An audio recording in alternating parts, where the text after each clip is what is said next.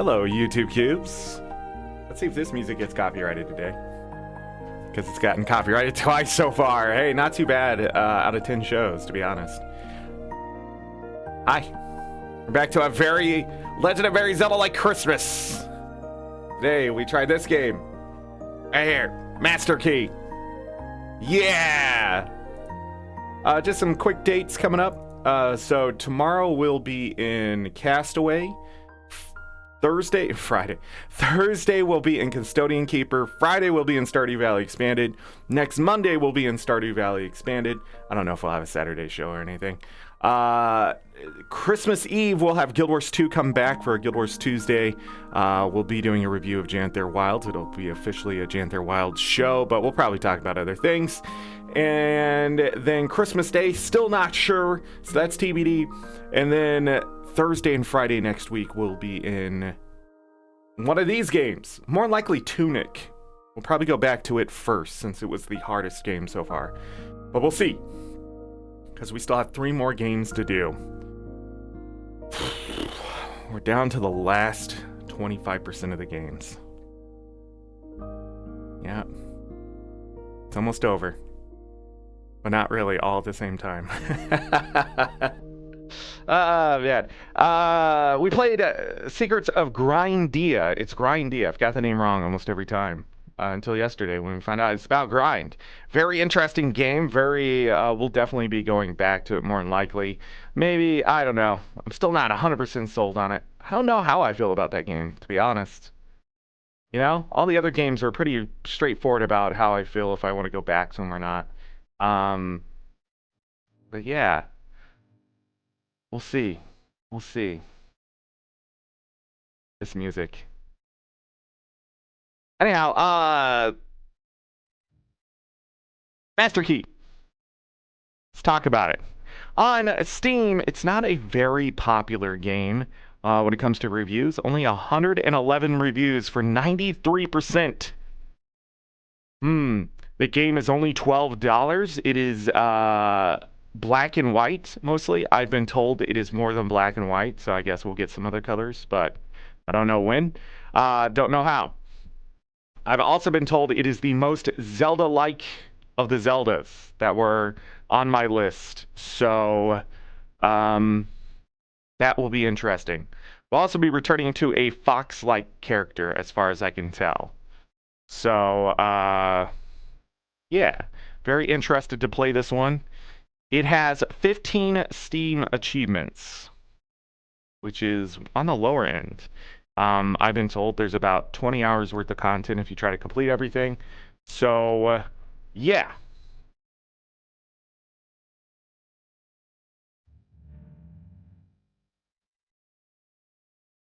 I'm trying to think if there's anything else I needed to talk about with this one. I don't think so. It came out May 17th of this year, 2024. So, and I don't think the developers have made anything else, anything like that. So, it was developed and published by Acromy. But yeah. Difficulty-wise, I wasn't really told anything besides it's more of a retro game, so maybe it might be. Maybe. But anyhow, we're going to close that out, and we're going to start up Master Key, and we're going to get this done. Blowing out my microphone still. I'm trying to actually fix it from blowing out like that. It's not supposed to. It's supposed to catch me before it even gets up to the place it's supposed to blow out. When I go back and listen to the audio and I hear me like suddenly talk loud and then like freaking blows out, I hate it. Just as much as you do. Whoa, that was cool. Dropping frames, everyone. I might have to be more drastic with the This is the game.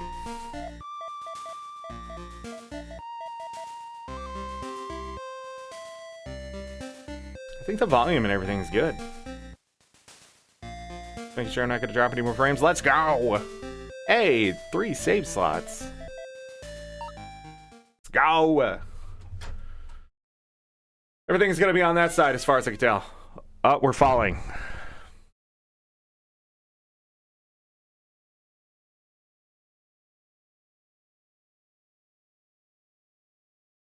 Ooh, neato. Do I have anything? Whoa, look at that menu. Whoa, options. Behind me, it just says 0 out of 2 for the shield. So I'm curious. Other than that.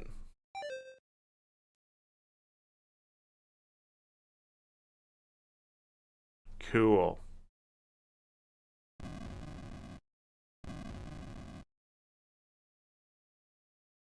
Pushing rocks. Must be glowy stones. Boo, boo, boo.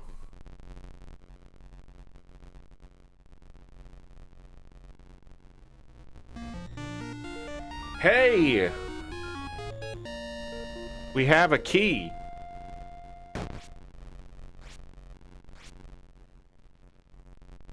Oh, it's a keyblade. I get it! Did the rest of the cave open up? No. That would have been cool too.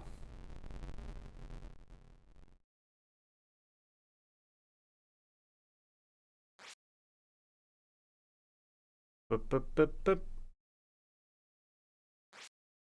Did I miss my turn? I did. Whoa! I know I'm gonna be blocking some stuff in this corner.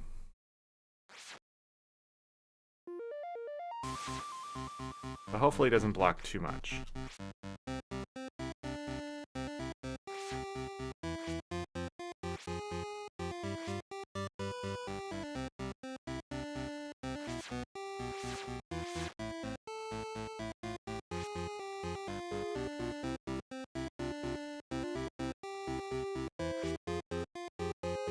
Just a checkpoint, it looks like? Okay.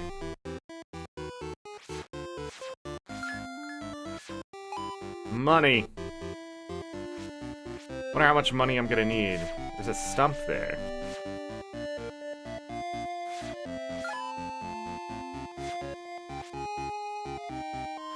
Oh, maybe those rocks are breakable in the future?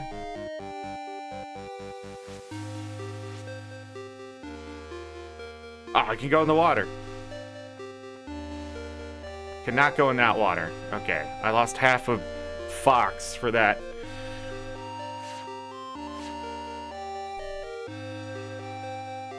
Cloud reflections?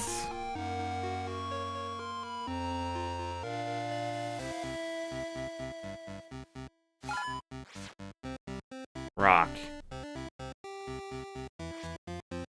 Suspicious.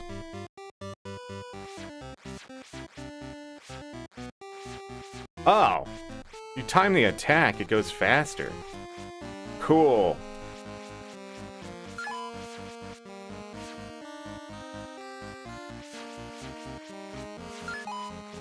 Yeah.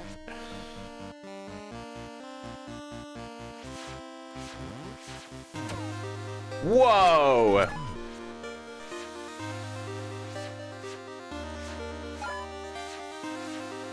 Found health. No! Gotta stop falling in the water. See, that's gonna be a whole thing.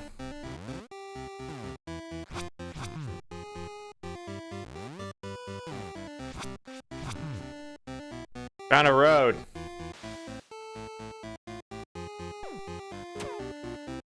Whoa!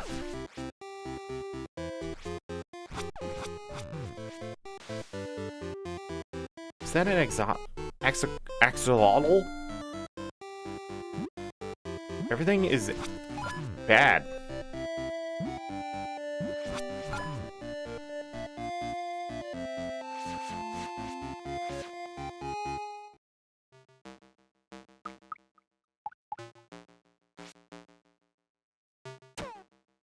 Ow.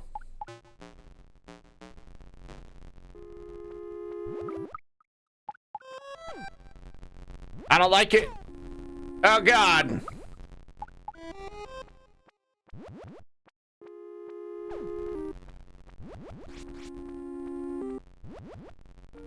There's whiz robes.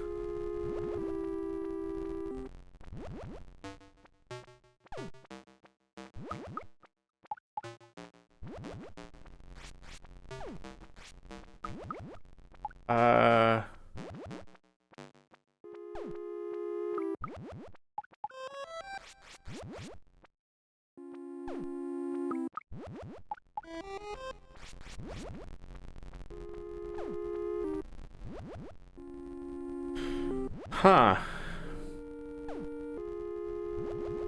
I don't think I missed anything here.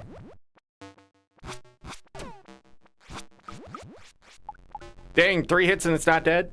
I don't think I'm supposed to be here right now. I'm almost dead.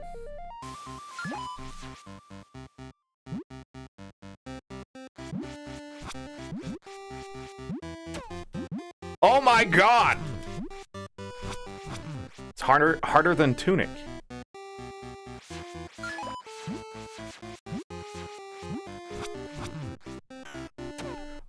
Everything kills you.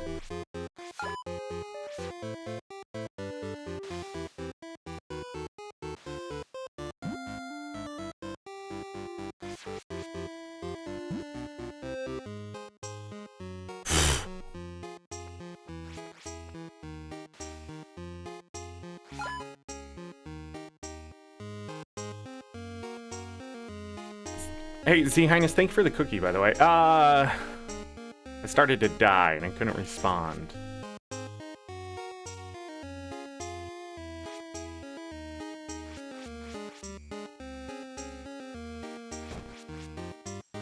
Okay, can break that.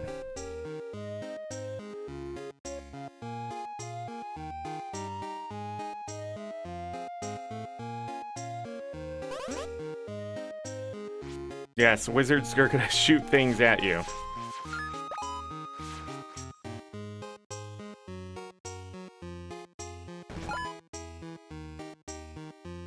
So I can get health back from breaking things. Okay.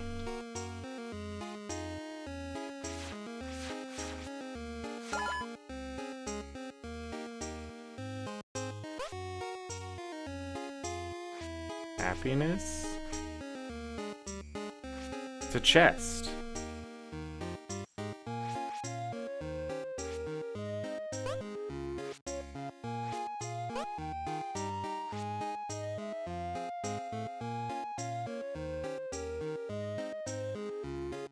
I can't get to it.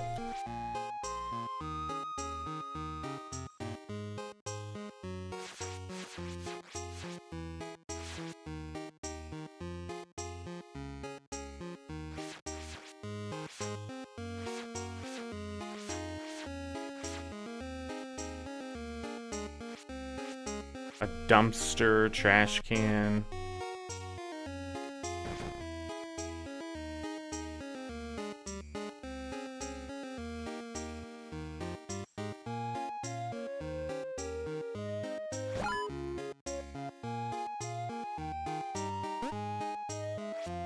Happy.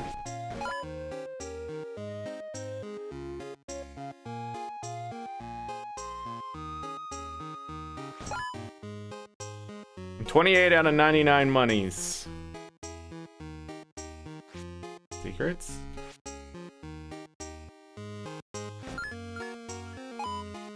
$29.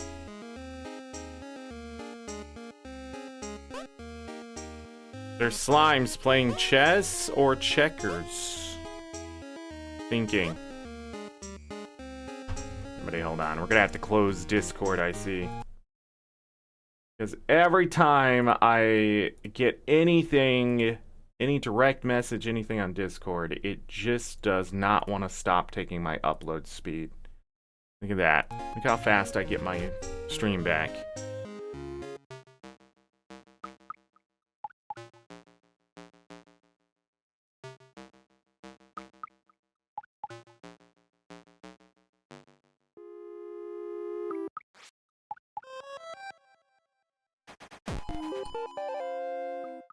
I found something. Ow!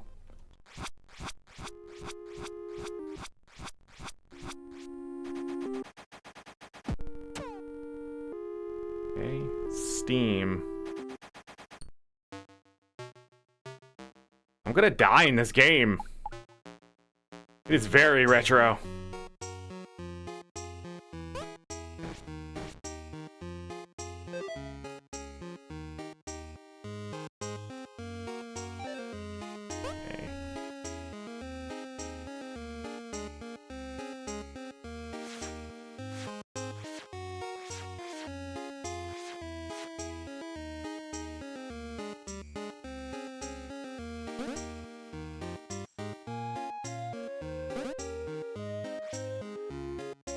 I don't know what that means.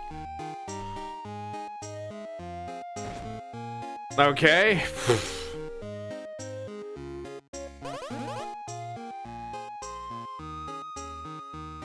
This will make me healthy?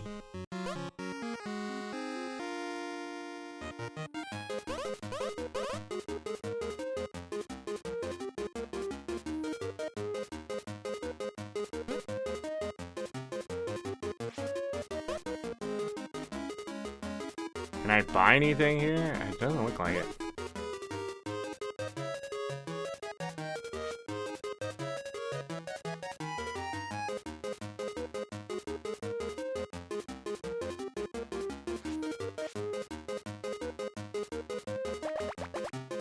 Oh, it healed me.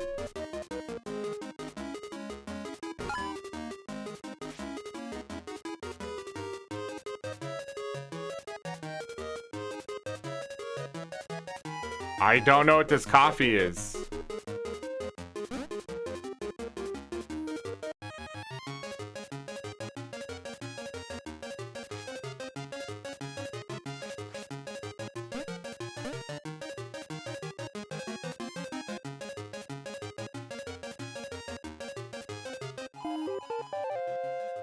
I don't know what I just got.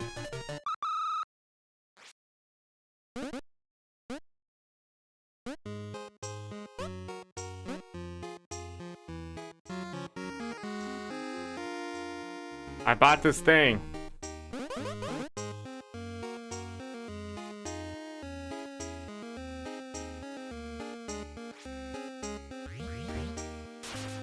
Oh, I got a power to move.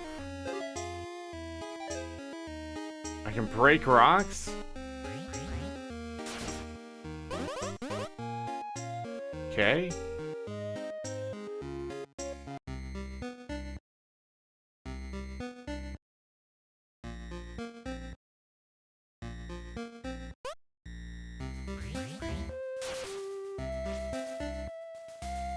Okay, I can't do that, obviously.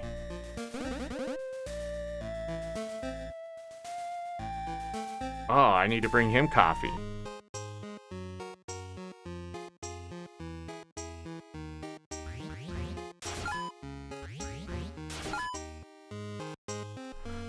Game.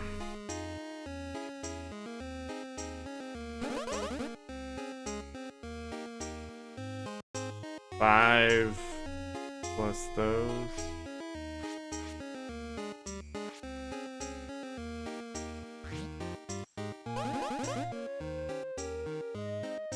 Oh, it heals me for 5.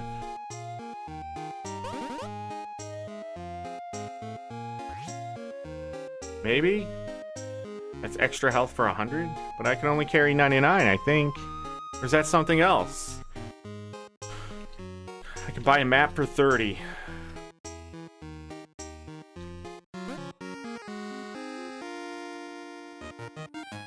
Gotta go!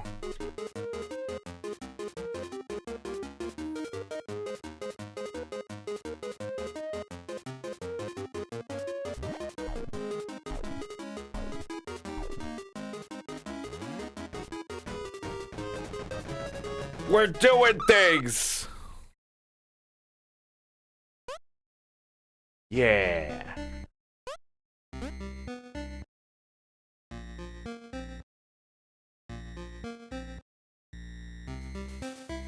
There are 25 tracks. 25 of them I have to get, it looks like.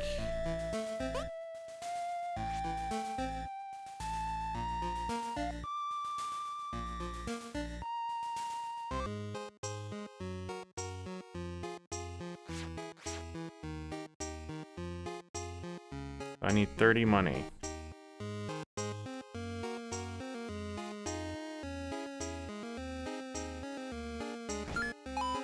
Where was the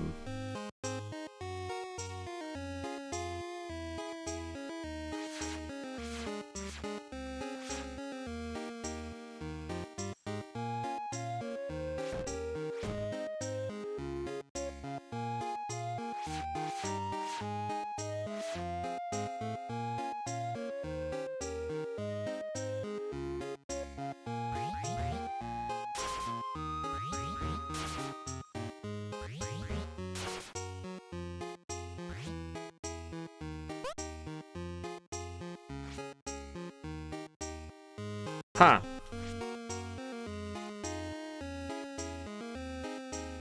Wonder if there's like some ability to get to that, or it's just nothing.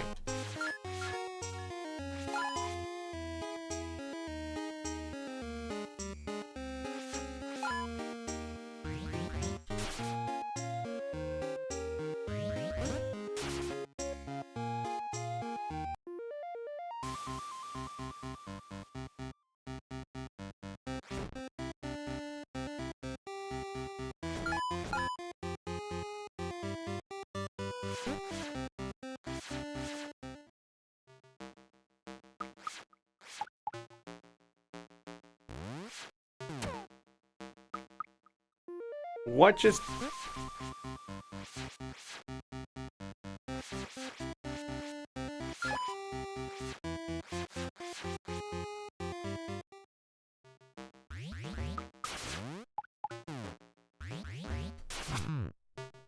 Oh, it's the slime. I couldn't see it.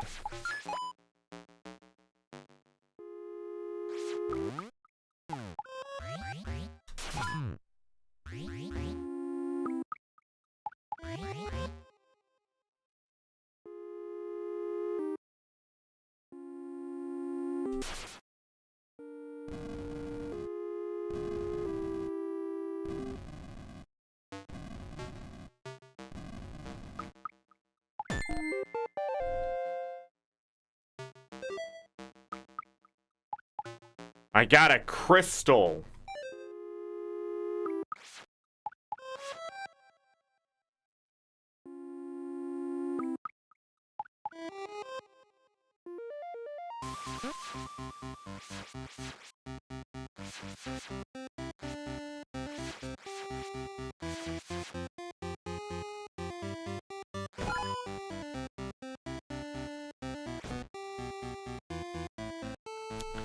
Okay.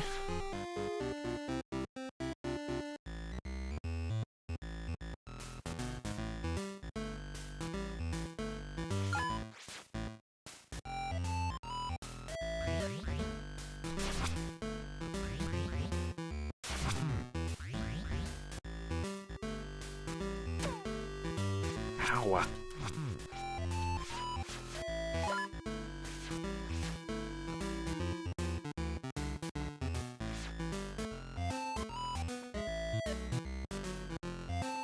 The chest. Oh, I found something. It was a crocodile. Way to dive into water? This game does not hold your hand at all.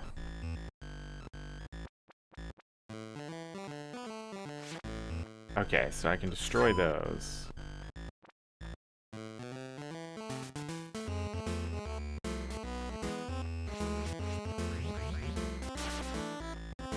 Huh. There's got to be a way to go into the water. Got it.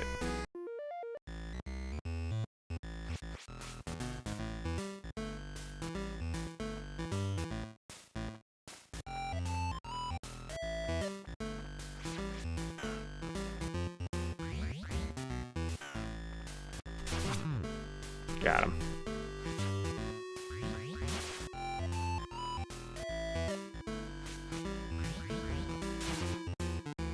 Cannot hit that switch.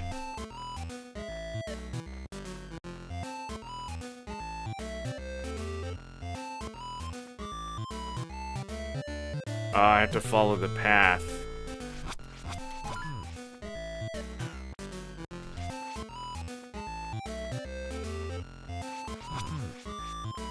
Okay. Come on. I can hit him in the water. Nice. Follow the path. Oh, there's another chest right there. Got me.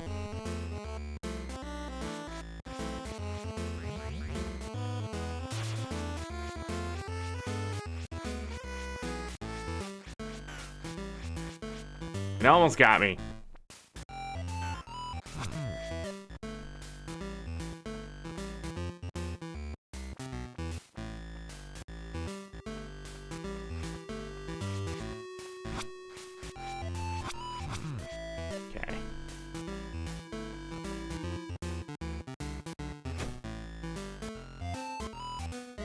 Alright, I opened that up. I found a bunch of money! We can't cross the water here.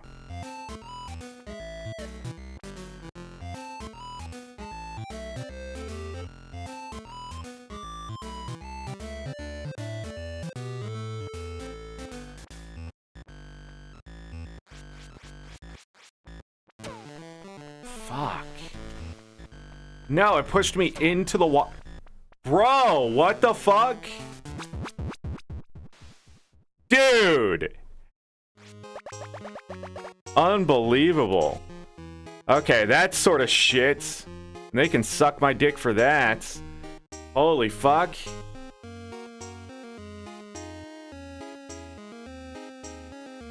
Need one more. One more. I think that's a bigger bag.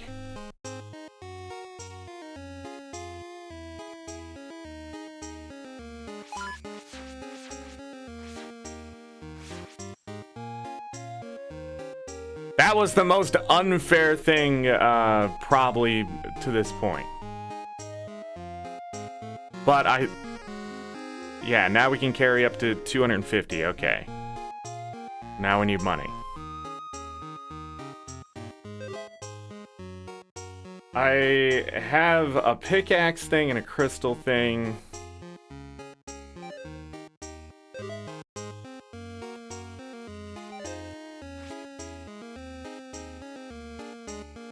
Do I want to go back that way?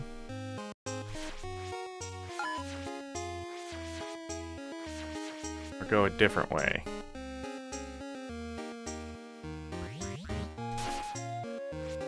Oh, there's a chest up there.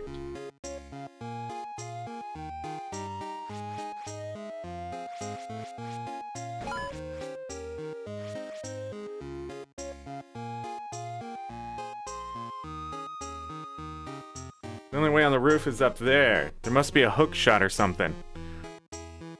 Or a way to jump, maybe? One can dream.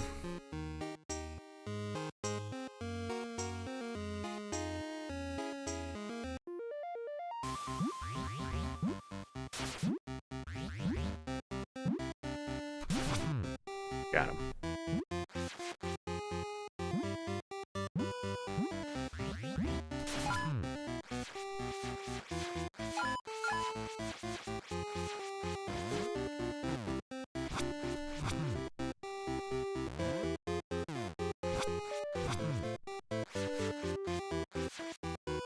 Okay, we're on the north side of town.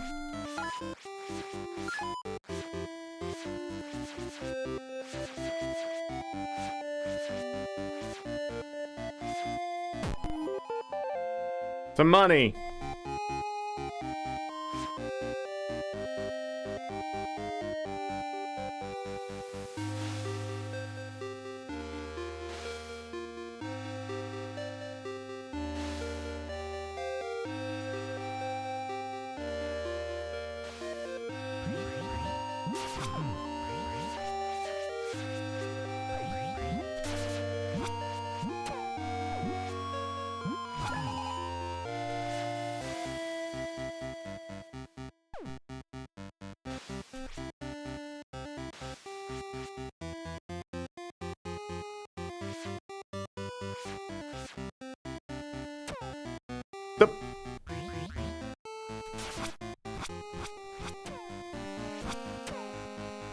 What the fuck, dude?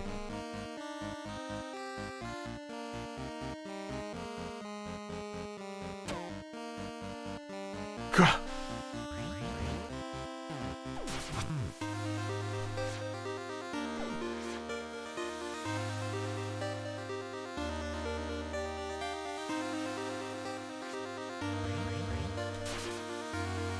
Huh.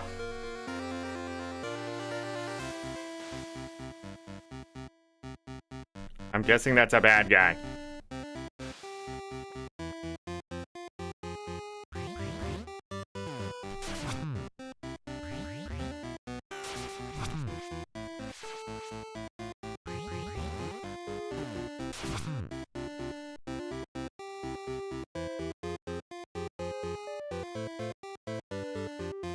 Wait.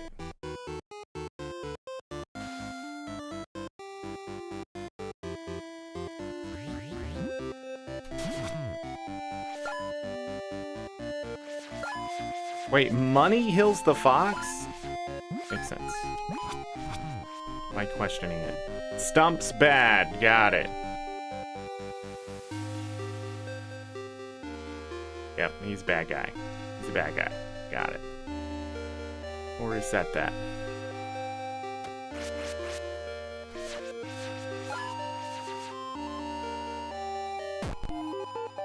Money! That's it? Risk my life for money? I wonder if those rings are actually like teleporters. I'm gonna need something more powerful to beat those. Need to come in from the north for that chest.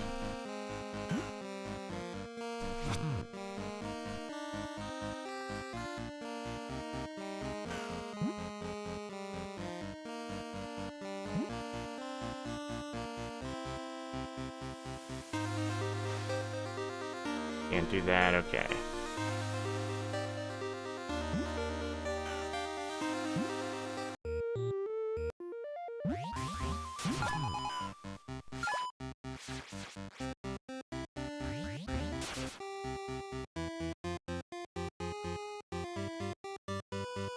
These birds don't make any sense.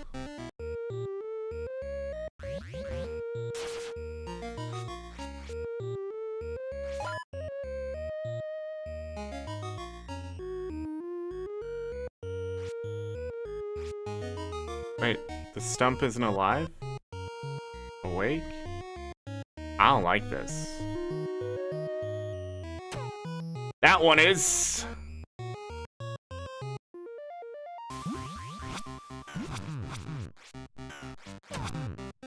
Jesus Christ.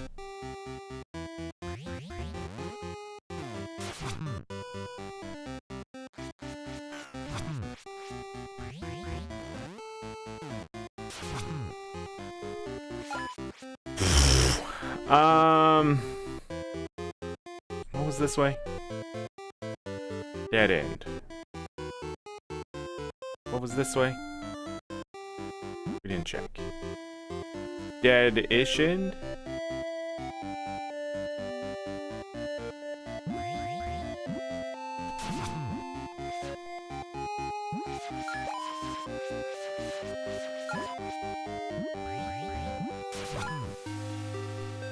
Money.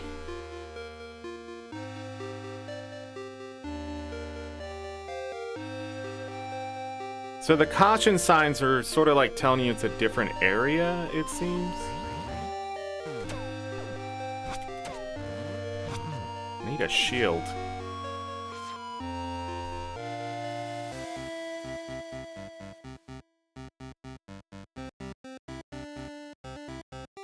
Uh-oh.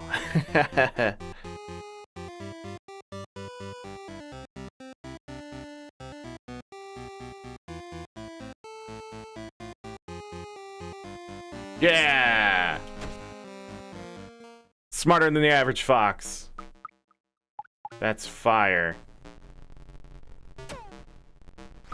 Ow, jerk. Fire burns the things.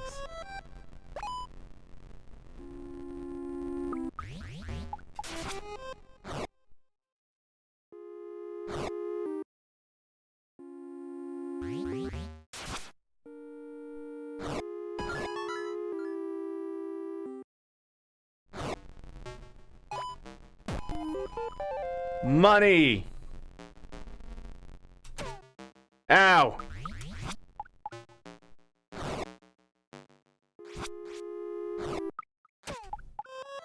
Dude, I'm calling bullshit on that. Money! Ow. More money! Is that it? Is that it? I have $100.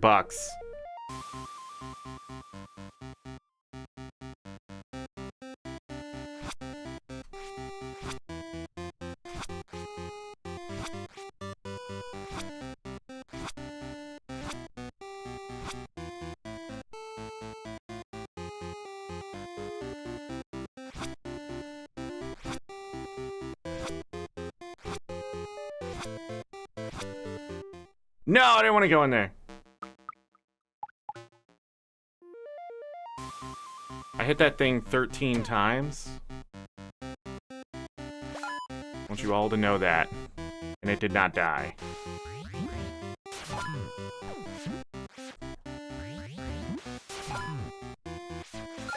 We're just looking for money right now. Alright, we're on the north side of this place.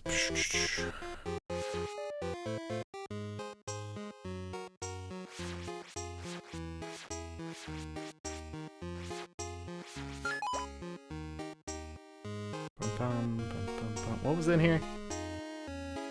Oh, stuff I couldn't afford. Well, I can afford the 249 stuff. Oh, that's a bigger bag at 249. Ah. Things seem way overpriced.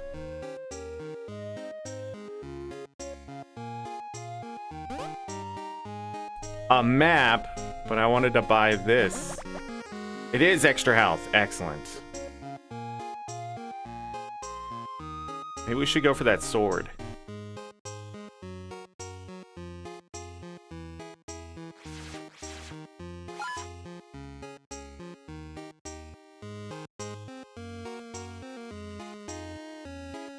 Gonna try to head back to where we came from.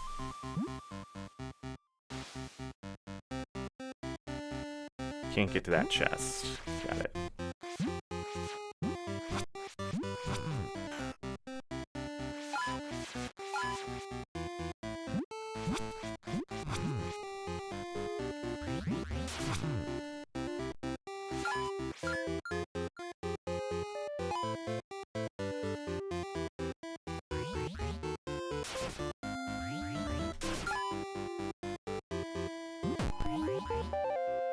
Money.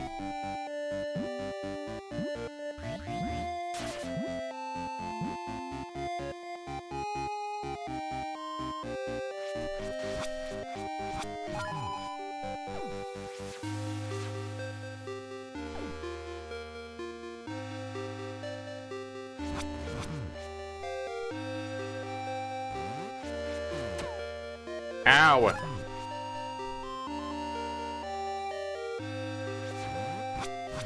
Got him. That's a big one.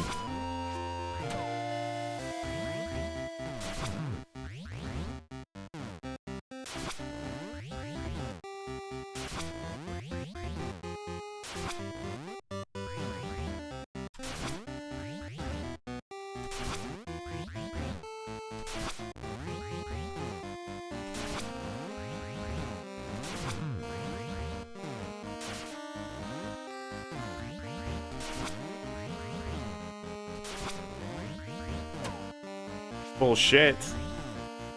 Bullshit! How many hits does this shit take?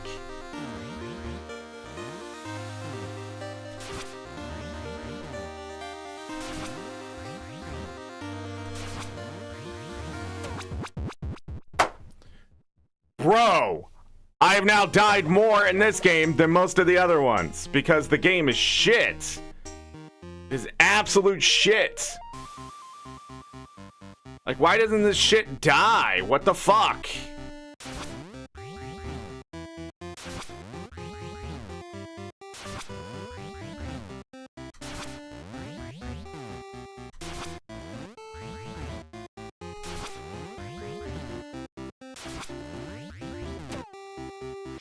Dude, I give up. You get hit diagonally and it's dumb. I don't understand why they get such a large attack spot. What the fuck, dude?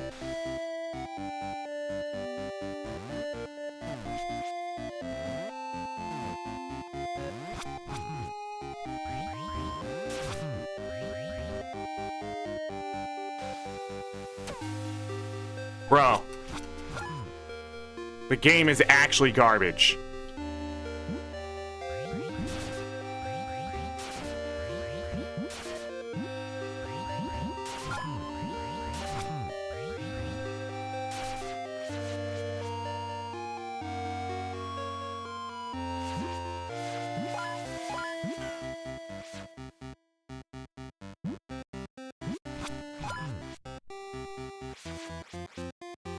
And it spawns you without full health.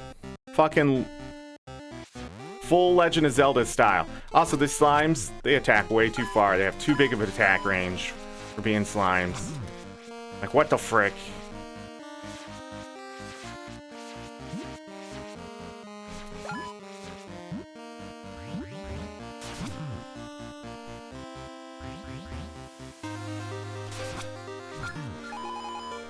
Nice.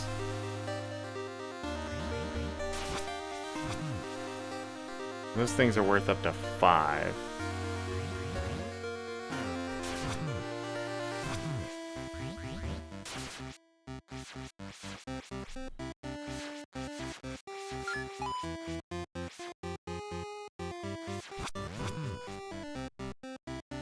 Need fire to break that open.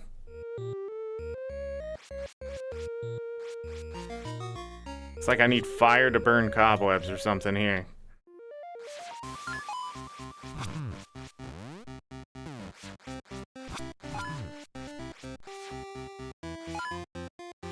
I need a place to farm money.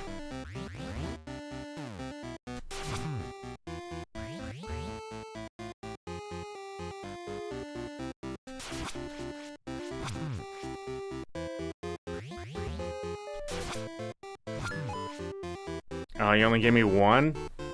BS!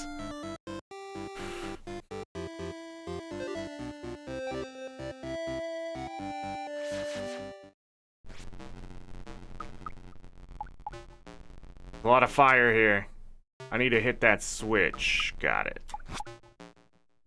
I missed. Or did I?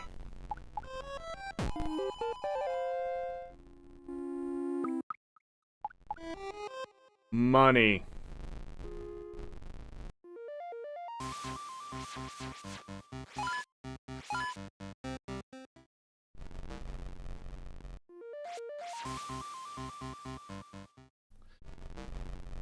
Did only one of the bushes? What? Why is it doing that?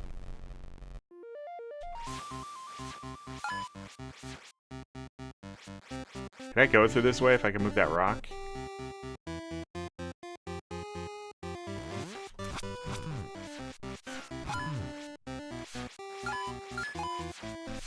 It really does feel like if you just spam, you can kill things.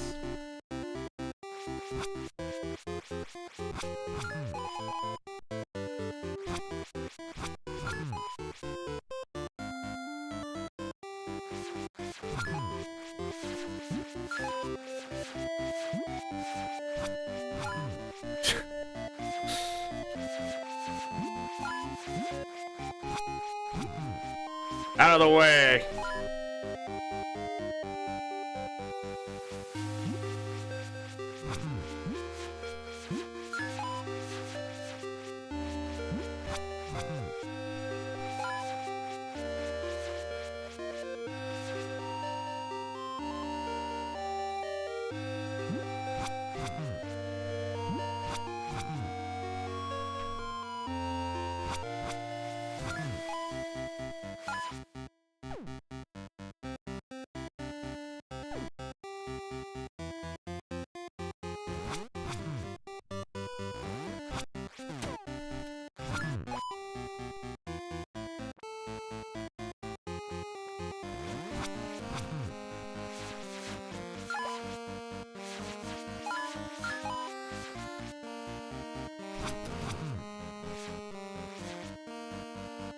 I wonder if you can knock them into the water.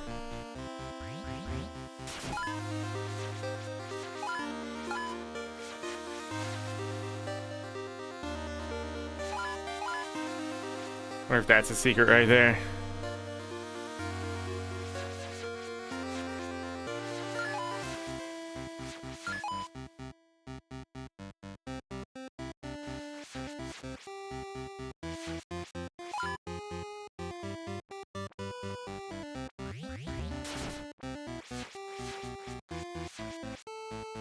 Nothing?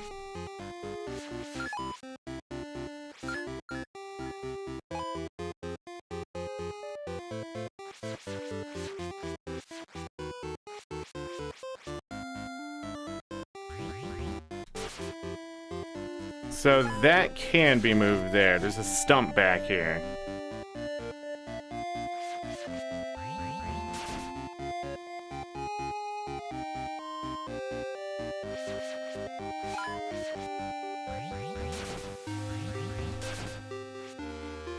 No secrets.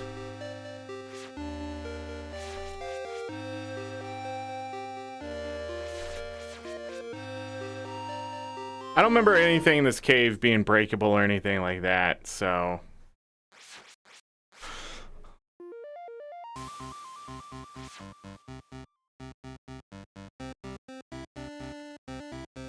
I wonder if it's time away?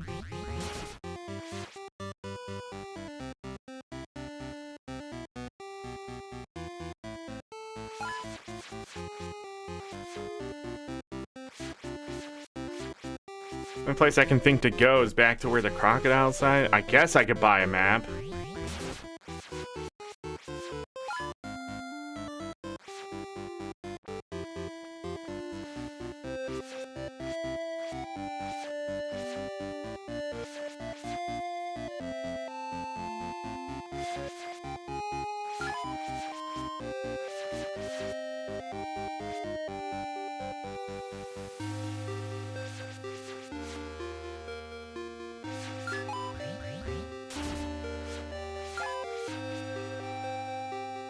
What is this game?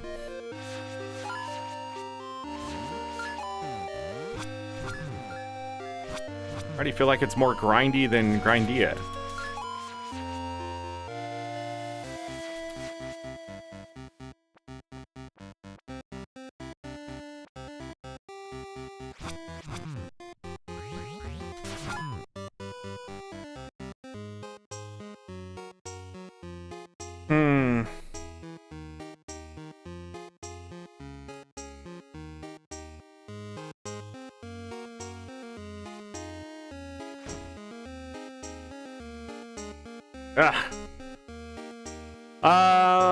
We're gonna go into the shop. Let me look at everything. So the sword is 200. We're 65 away. The map. You guys excited about me buying the map?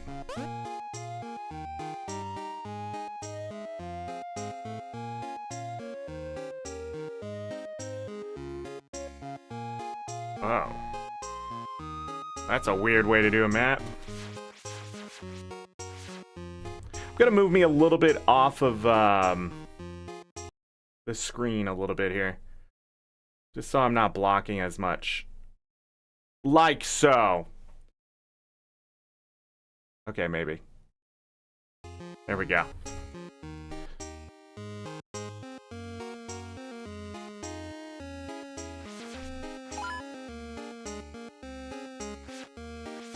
So what did that mark?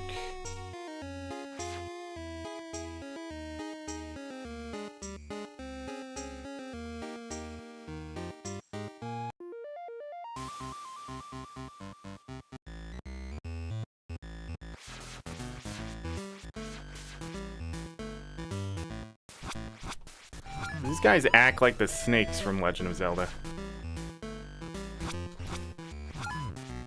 No, give me fives.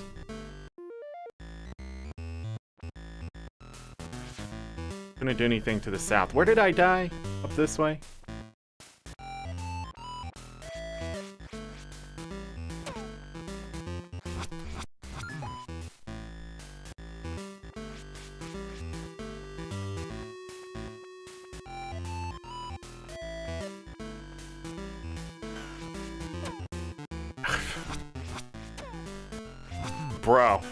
Bro.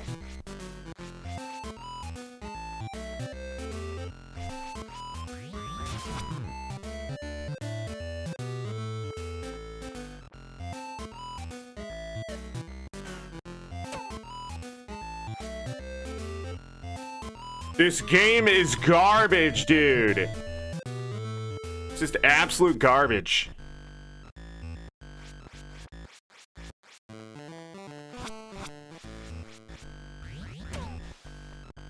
And that's it. We lose. Oh my god, he almost pushed me back. I couldn't even go this way. I need to burn this somehow.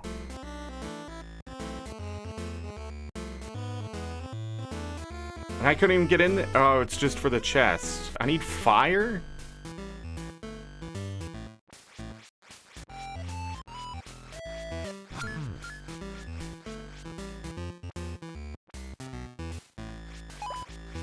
Got it.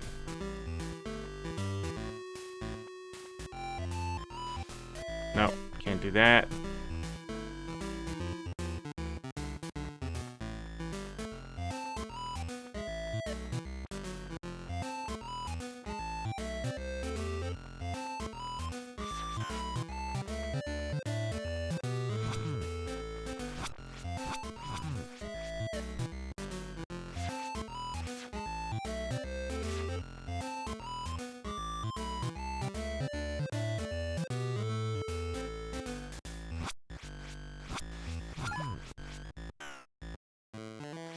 Didn't even see it. I can't cross the water. So I need to either find the ability to cross water or fire.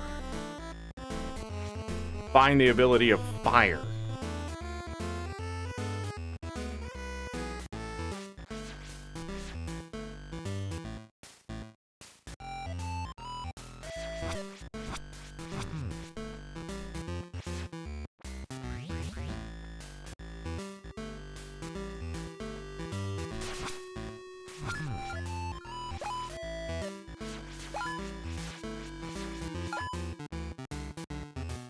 Right?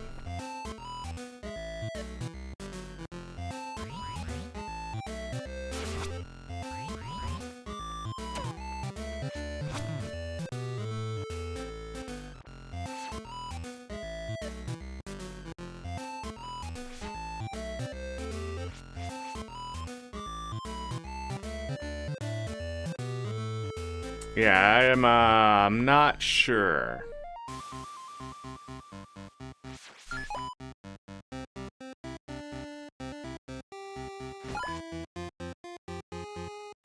There was that place in the dark I might have to go through.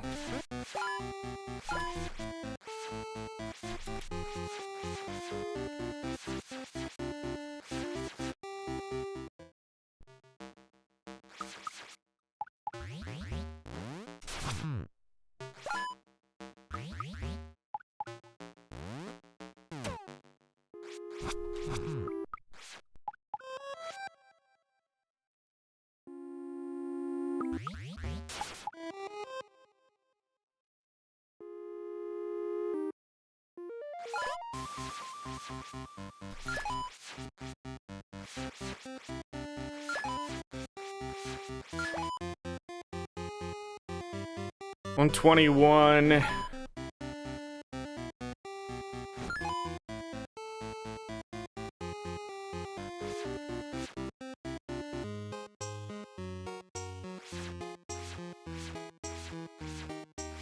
I can think of nothing else but to grind.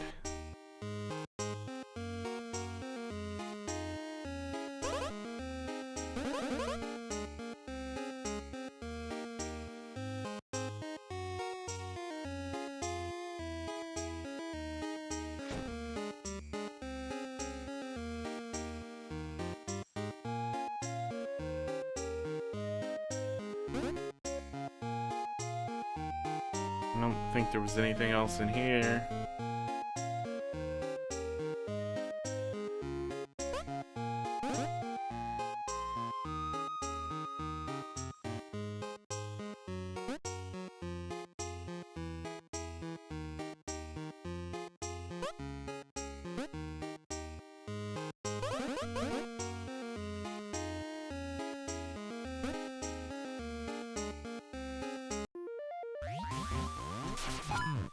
There's also this big slime over here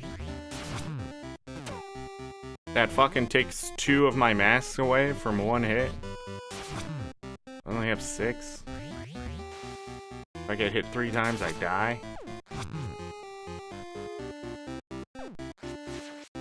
So I guess it's the dark room.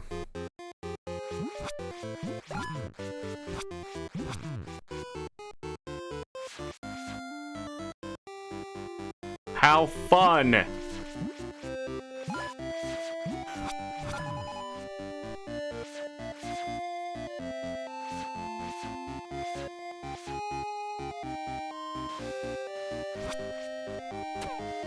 Okay, was not expecting that.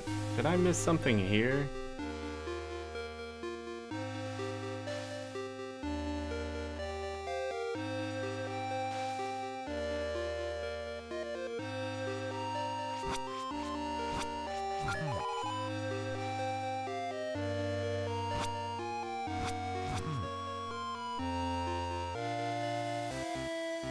Nah.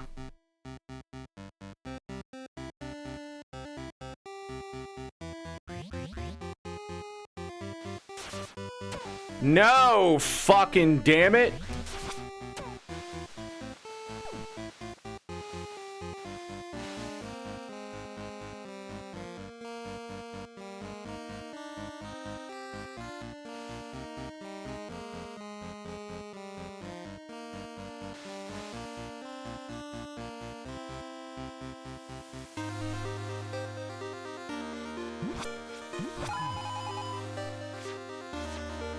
Now what, 10?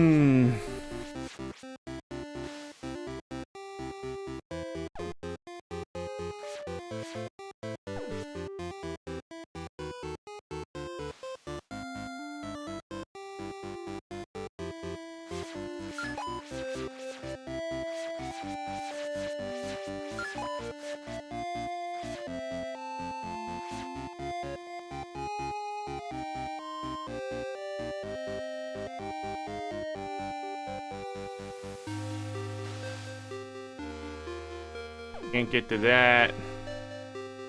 Can't get to that.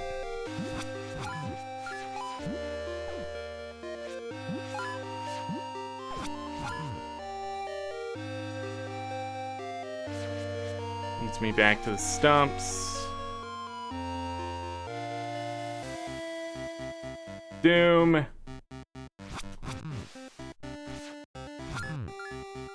Wow, they only take one hit. Did that.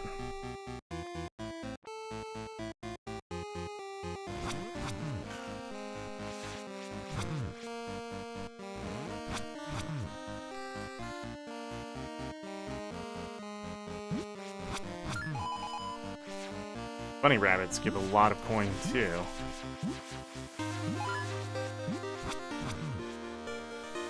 But I bet it's just RNG.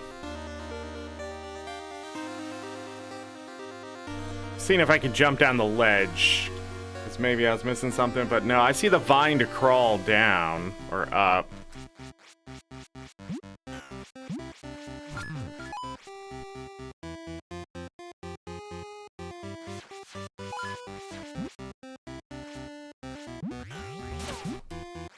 Yes, exactly what I need to do. Is lose a bunch of fucking health before going into there. Awesome. Amazing. These birds are so cool. I need whatever to break through there. Maybe I only need the sword to go through there.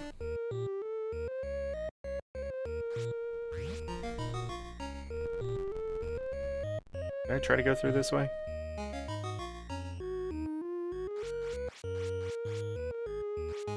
Sleepy stumps.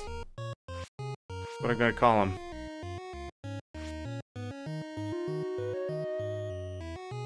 Like I need to cut through there.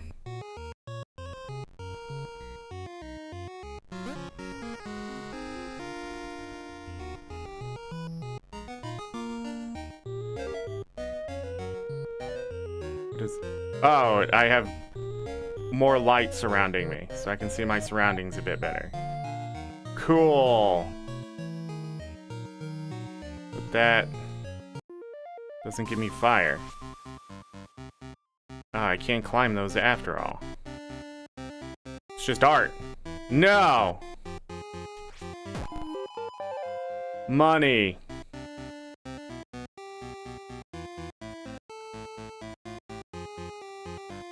progress, though.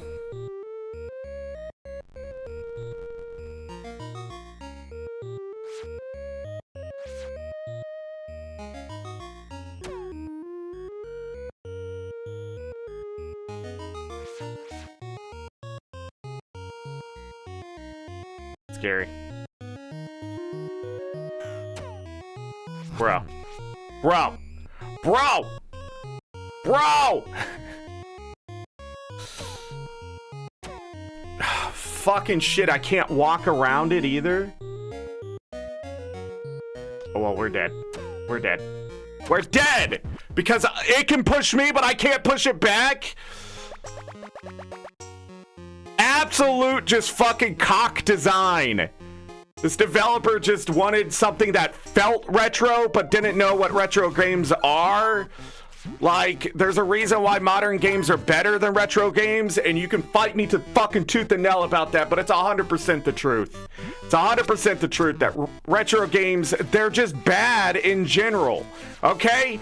The reason why is because we didn't have the idea of just better fucking technology at the time. But you're gonna tell me that the other thing you're gonna base that on is the feel of nostalgia of just getting your ass kicked, but that's not exactly what happened there. It's just usually you didn't know something. But here, I'm not fucking understanding why just I can't push him back. It brute force my way through, because it seems like this entire game is just brute force. Nothing here seems puzzly or strategy-like at all. You try to do Legend of Zelda and you're fucking failing. It just sucks. This game sucks right now. It's just not fun. I want to explore, but turning around every corner is a fucking death trap, and it's just boring. Anybody can make a fucking death trap. What am I looking for here?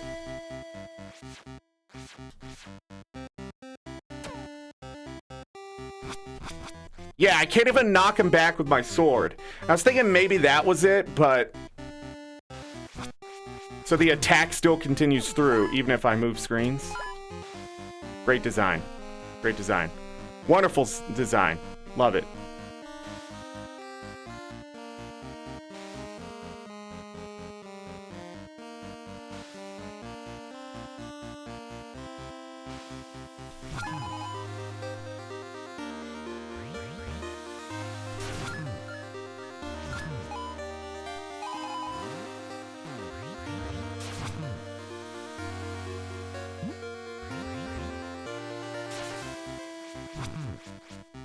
Can I do that with this one? Maybe that's it. The key to the birds is not to actually fight them, or avoid them, but go right after them. Fuck me, dude! Fuck me! How do I get around these fucking trees?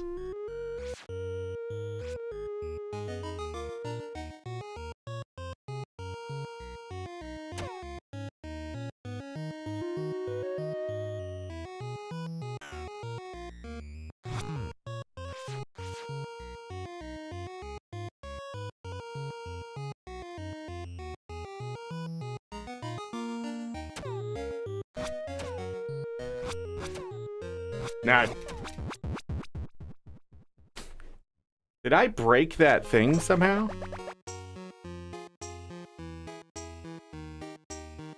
Does the tree burn the bushes?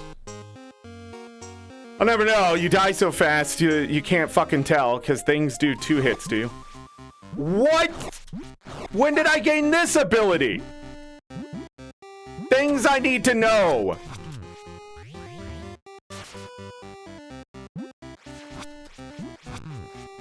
Jesus Christ, the game doesn't even explain anything. Explain coffee to the fucking gym.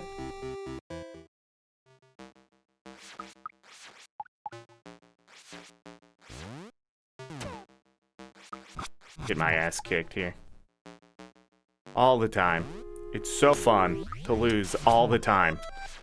I love games that think they know what retro is.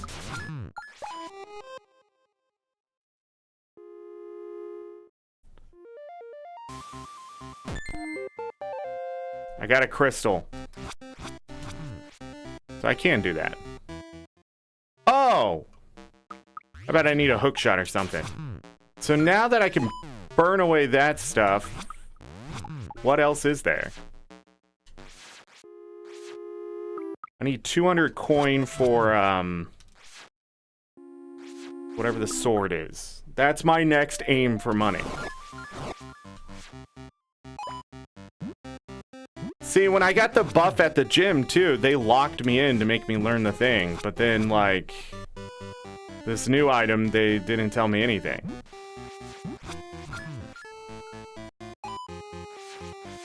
Look, there's not holding hands, and then there's just making sure the player fucking fucks up all the time. Even Dark Souls has a fucking description of an item, so it gives you a clue. There's no menu. There's nothing here. This is just one of those games that is minimalist.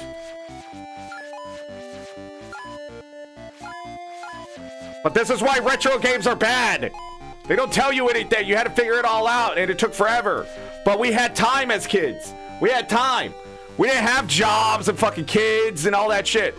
We were the kids. We could sit there for fucking 8 hours and do the same thing for fucking 8 hours and get 0 results and go, well, we tried. You know? And it didn't feel like a waste of time. Why this game's bothering me so much? I didn't even think I was gonna be salty with this game. Jesus Christ, why does everything take a heart? Or a fox mask, or whatever you want to call them. Get out of there. Get out of there. Alright, we need to go backwards then.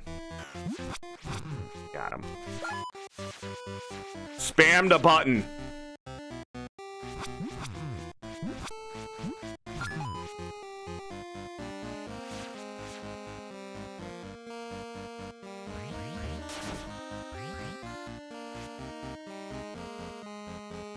Something that goes there.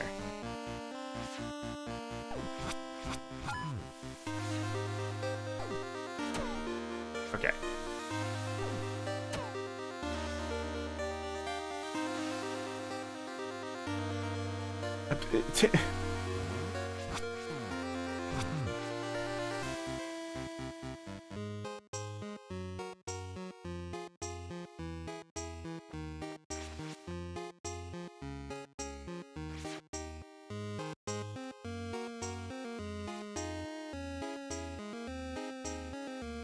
Trying to think there's anything in these buildings. Or something else being blocked in the town. I don't think so. Also, these bushes right here are really disappointing.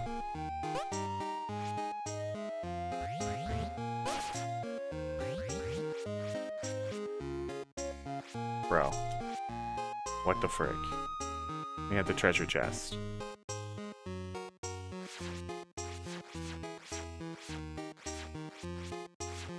Go up this way.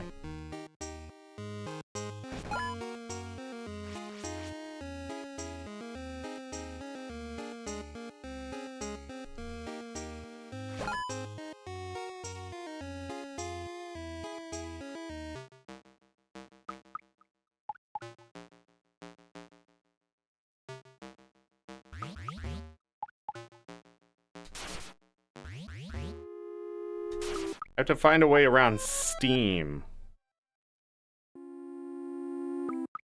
So I think there's something that pushes rocks and something around Steam.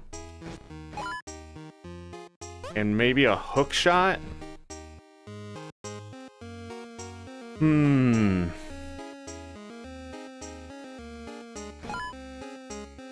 Yeah, only that house up in the north side seems interesting. All this stuff is stupid expensive. Oh, I can burn this away?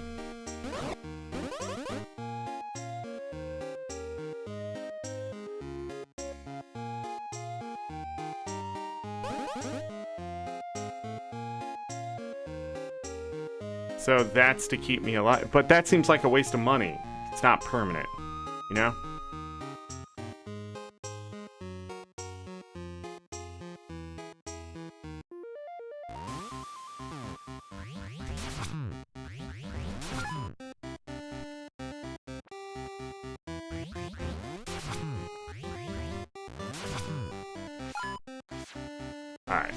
there was a bunch of stuff to burn away here.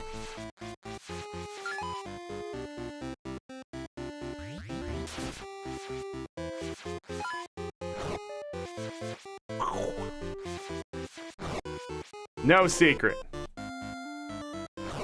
No secret. No secret.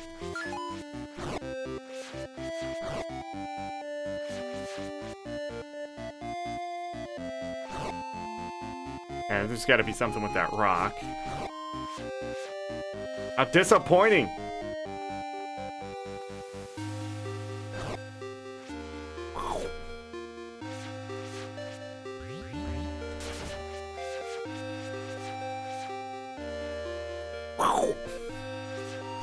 Gotta say the sound effect.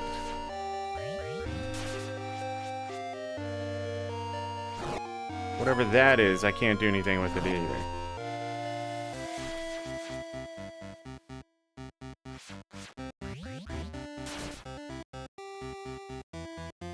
That was it.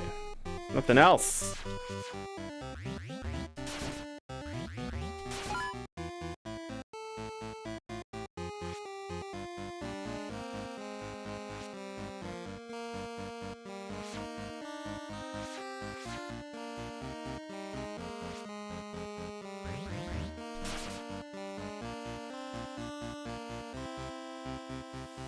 The map becomes a question mark. So there's more than one map?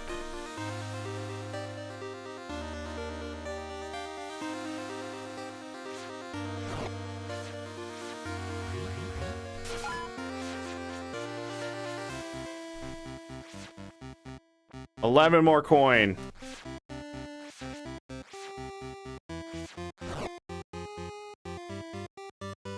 I cannot tell you the disappointment of these not being a secret or something. The disappointment is high.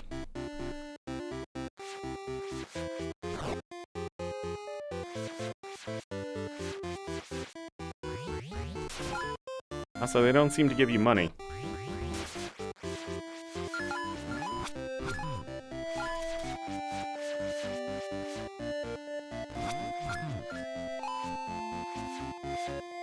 Let me swim.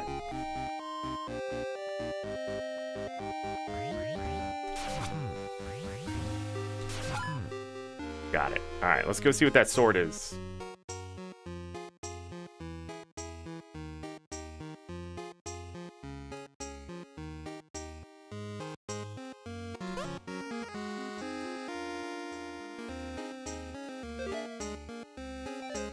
Oh, I actually used the sword instead of the key? Does that mean I do more damage? It has to, right? Because I'm not swinging around a key, I'm swinging around a sword.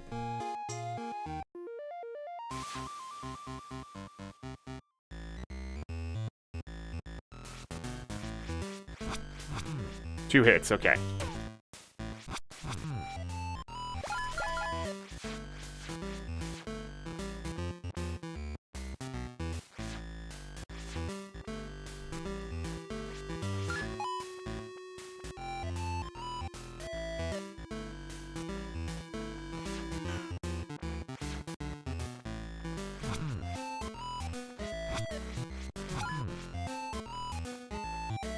Does this mean I can kill that big slime?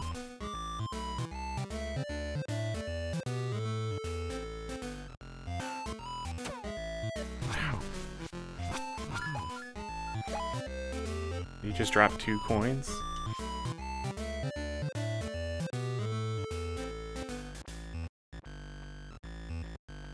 It's a bad idea. Okay. It's a very bad idea that ended up not being... Oh, I can burn that away!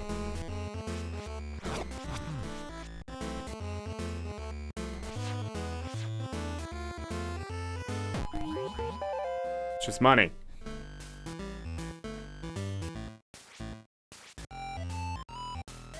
There's like... It looks like a power plant. Okay, it looks like a power plant.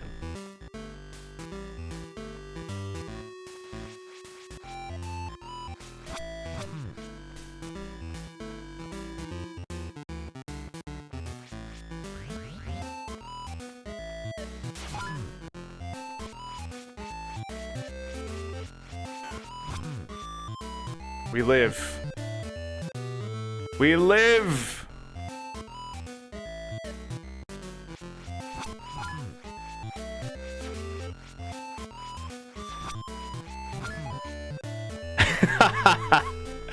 Just swing! Just swing!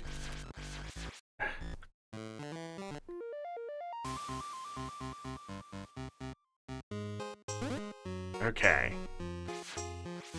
This is a lot of backtracking, too.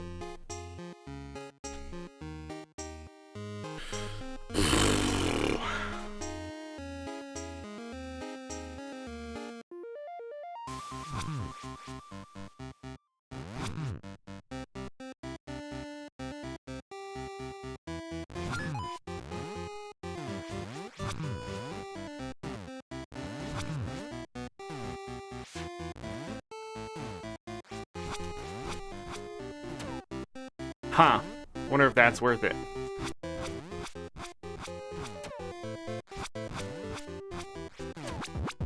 Nah, it's not worth it. Because you can't kill it, obviously. Obviously, you can't fucking kill the thing. Hold on. Why not just give me back my health? Why do you have to Nintendo your shit? Just want everybody to know Nintendo sucks. Stop copying Nintendo. Nintendo sucks. Stop it. You're better than Nintendo. Anyone can. You just see what they did and do it better. That's it. Don't copy it. Just do it better. What? They'll sue you? Well, you know, it's really a sign of love. Oh, wait a second. Oh, because the Steam. There's Steam.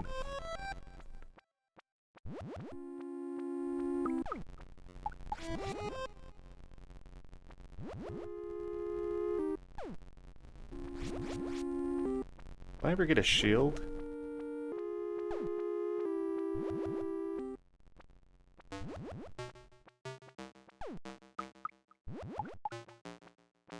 I'm trying to see if...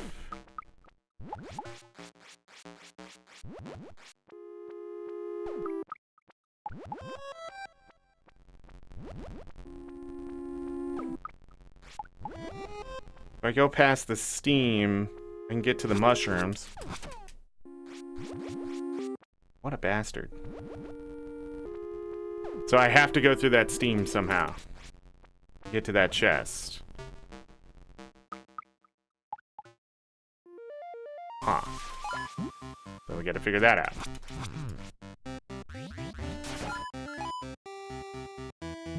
Can't do anything over here, it doesn't look like. Without being able to remove stumps? I think it's time to go back to the dark area now that I know I can remove those bushes. What happened? How'd I just get hit? What do you mean the game sucks?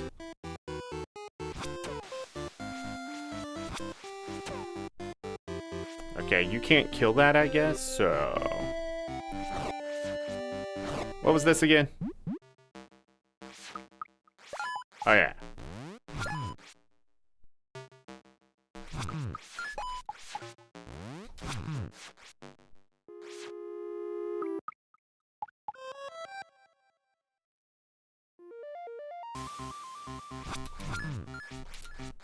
Give me my money! Hold on, is that crocodile there every time?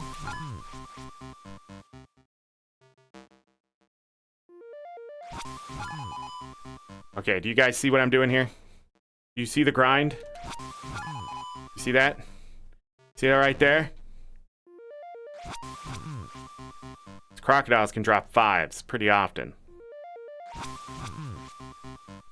Or not at all. I guess I should kill the slimes too. There's no reason not to. Because they can drop 5s and 10s. I haven't seen a crocodile drop a 10, but they've got it. They've got it, right? But there could also be an RNG mechanic here of stopping me from getting drops from the same guy so we can't grind like this. But I would find that to just be excess.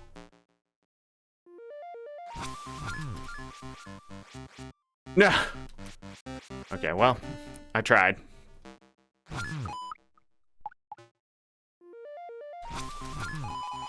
Okay.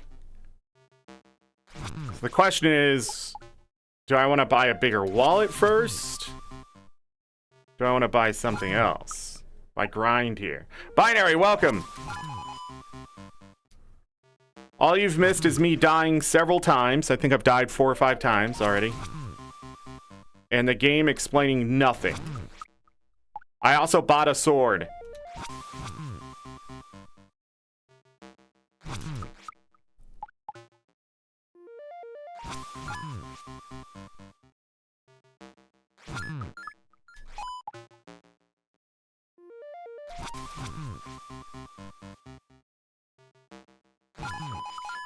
There we go.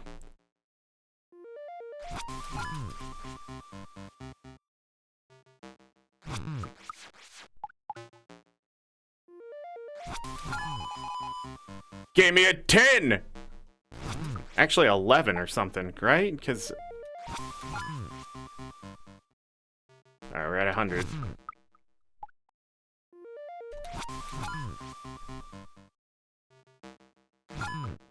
That keeps the gambling going.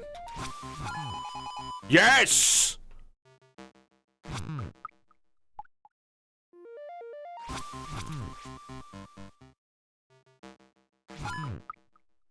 Sometimes I automatically pick it up and other times I don't. I wonder if it's just the way I'm swinging. And that slime was after my soul.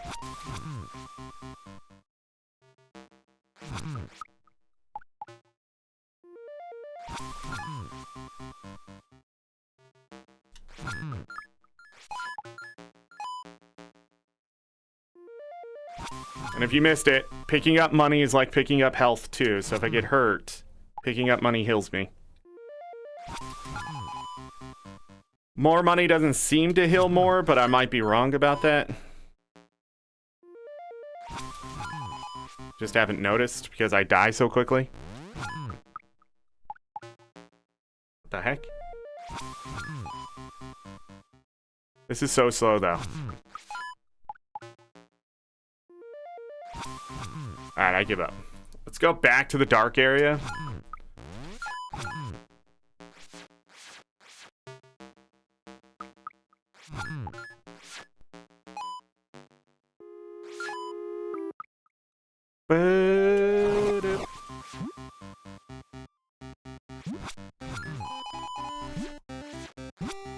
These guys still take 2 hits though.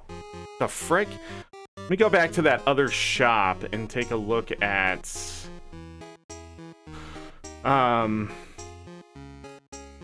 So this one I think is pretty much empty.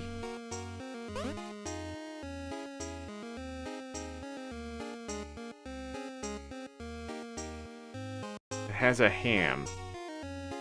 It is at 150. Yeah, see... I don't think there's anything else. I can get half a mask. I can get another mask for 300 here. What is that thing for 399? That's why I sort of want to get this. Also, what do the boots do? There's a bunch of stuff here. And I need a lot of money. I need 249 monies.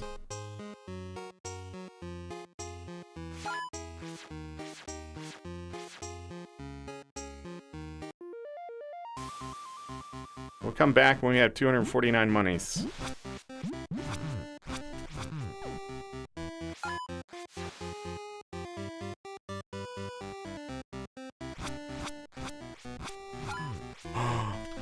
I can kill them! Okay, but not if they hit me. Jesus Christ! You should drop 5 money every time.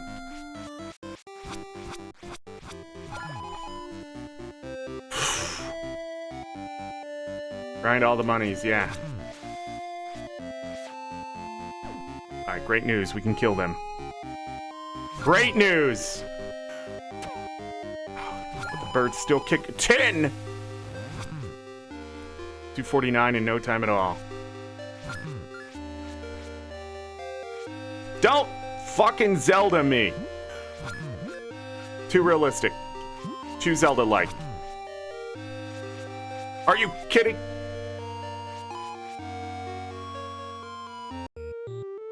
Alright, we can burn away everything.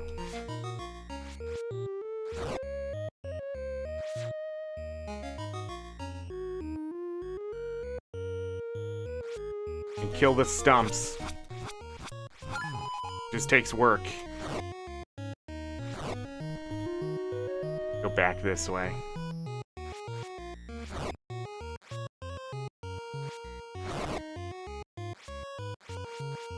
Okay, we can't go through the stumps yet.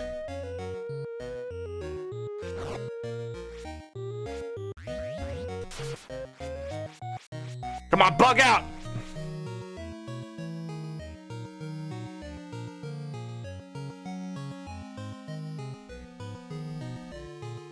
Yeah, see, I bought the item and there's nothing to even test it on. So I had to talk to this dude? Was there the entire time? Why isn't he on the other side? I understand it's supposed to be like a store clerk, but come on.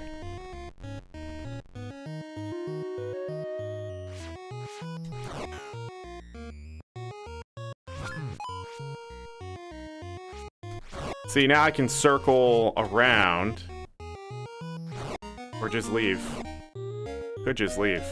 Could just be like, no bueno.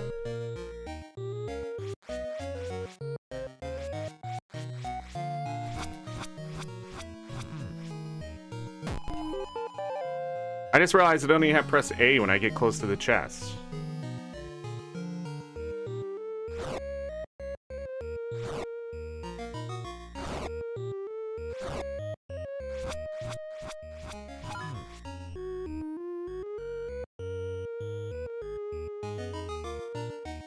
Cool.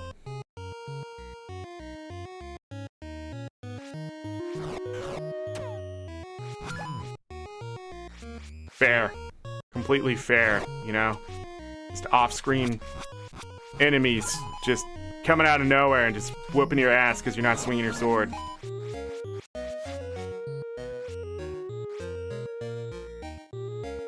No. Dude.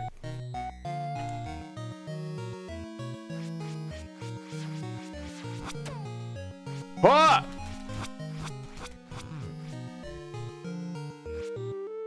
Okay, I have to go down.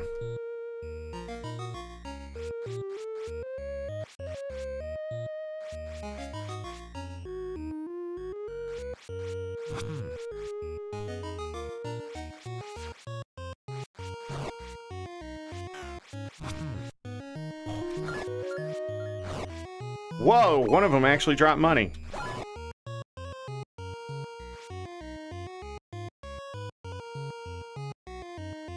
Ah! Also, getting caught on the sides of things is really annoying.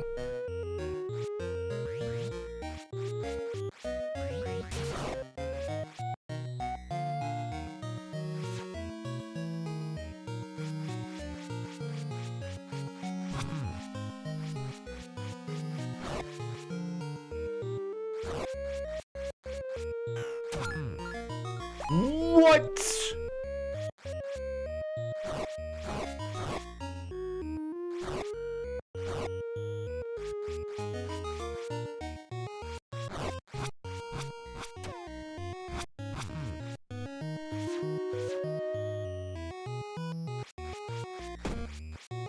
Okay.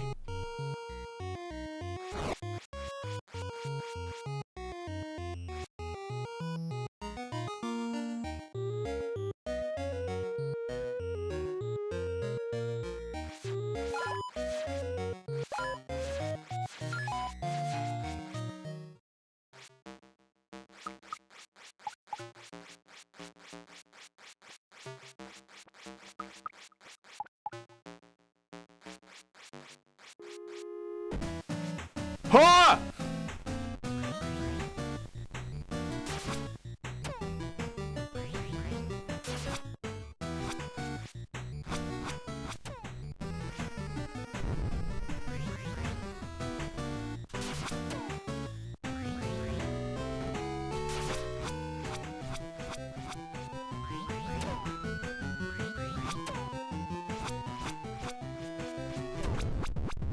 Why does everything have so much fucking health?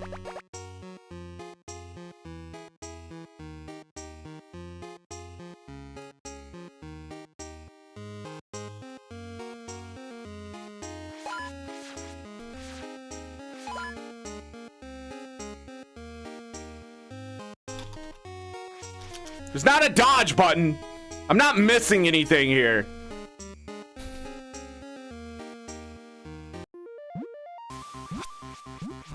The game is literally garbage. This isn't even worth $12. There's no design here.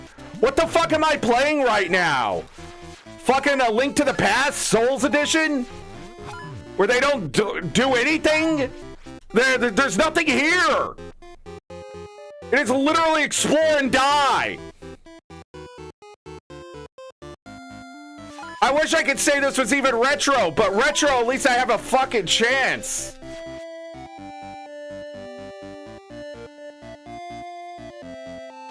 I hit that dude, I don't know, like fucking 15 times, nothing. No rhyme or reason for his attacks either. Just fucking circular, just nonsense. There's just not a game here. There's ideas, but they're so badly implemented, I don't know what to tell you. And you're just spamming the attack button. Why does everything have so much fucking health?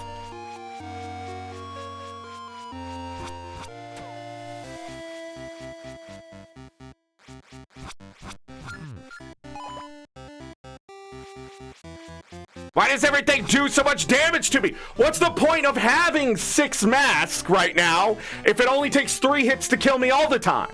Just give me 3 masks. Quit wasting my time. Like it's just bloatware here.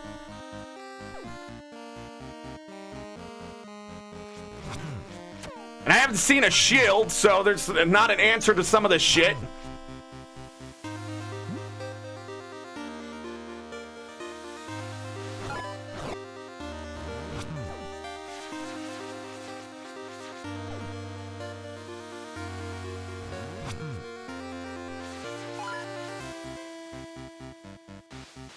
Yeah, I have to be able to swim or something for that.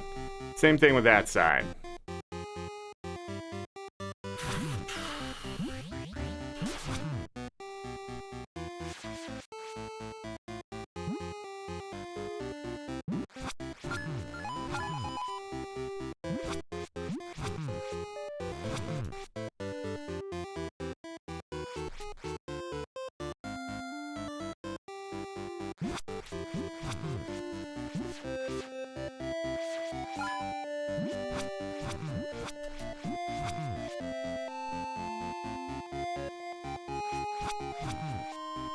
Oh, we're here.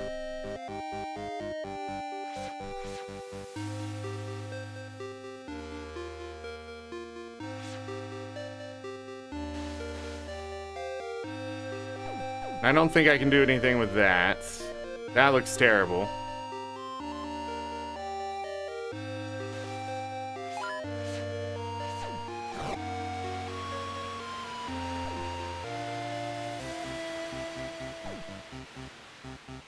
Can't do anything there.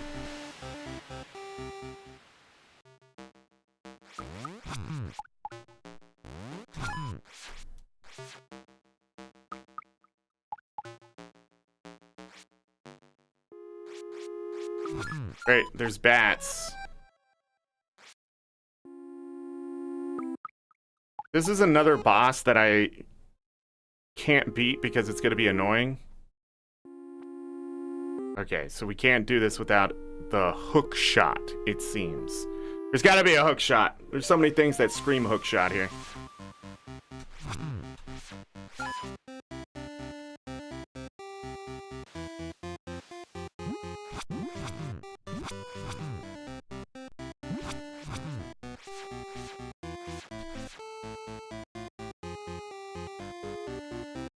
Wait.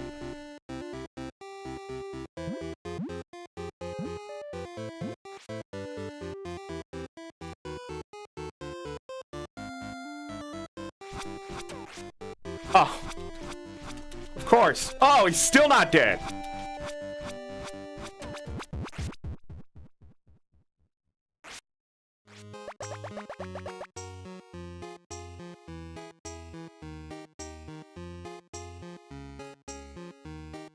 This game is such garbage. This is actually a fun game, except they made it not fun because they had to make it difficult. Like, all they had to do was not make it this difficult, have these things. I just don't get it. I really don't. There is a game here that is fantastic, but it is fucked, dude. This developer chose to fucking make this as difficult as possible because they think they're fucking somebody, probably. Alright, so that one brings me up to 500. I can't buy everything here. It means there's another bigger bag. I wonder if this is something I need. Right here. The boots. So $2.99, $3.99. This is more health, but I don't think that fucking matters. Once you get hit once, you're pretty much fucked.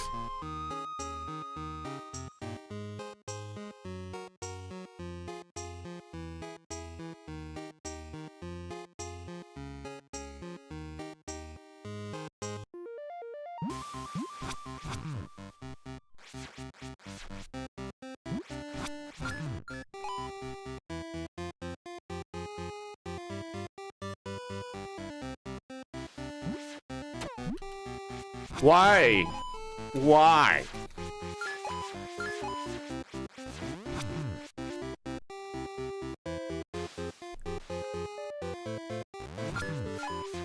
If I could mod this game where things should only be 1 or 2 hits right now, and the stumps maybe 3, this game would be so much more fun. It would feel so arcadey and so Zelda-like. The diagonal grab of that tile is insane. Fucking fix your game. Even the Link to the Past gives you time to get out of that. This game just grabs you, throws you in the fucking tile. It is like literally taking everything terrible about A Link to the Past and putting it in a game.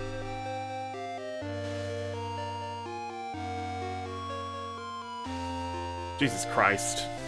RNG's fucking terrible.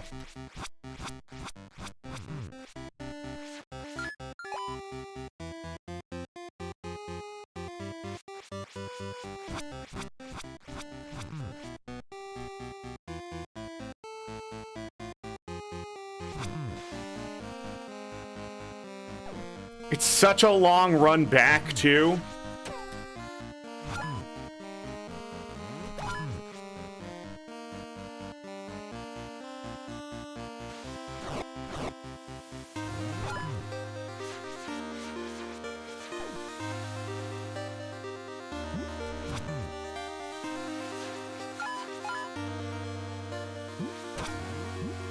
Fucking Christ, dude. Why is the swing so fucking short?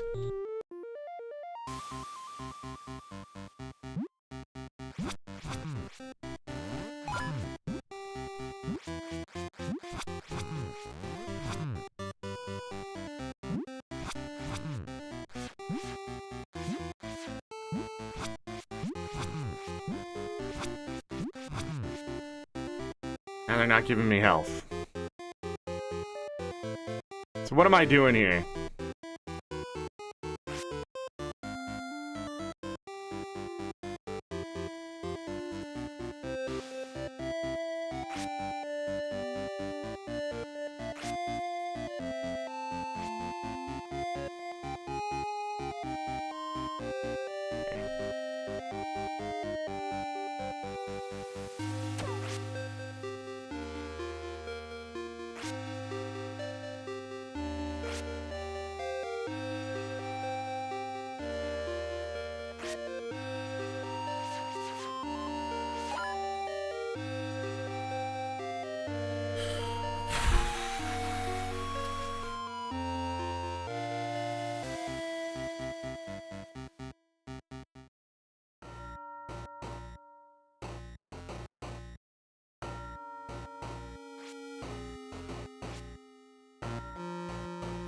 I hit that switch.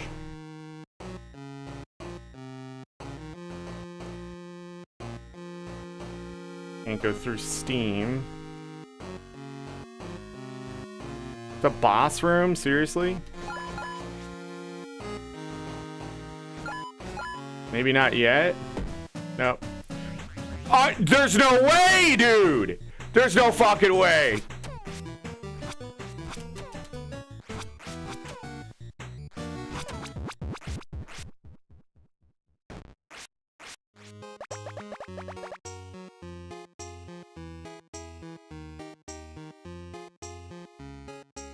What am I playing? Hold on, I have to go gripe at somebody for suggesting this game. I want them to know that they're a piece of shit.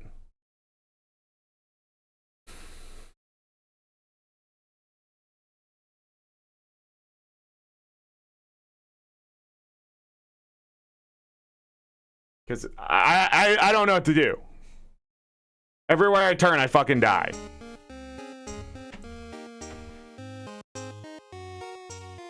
Trying to think if we got something. We didn't get anything. We haven't got anything. I can't do anything, dude.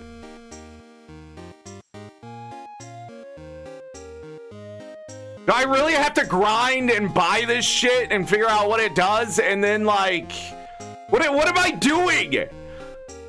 Like, what is this game? Is there even a game here?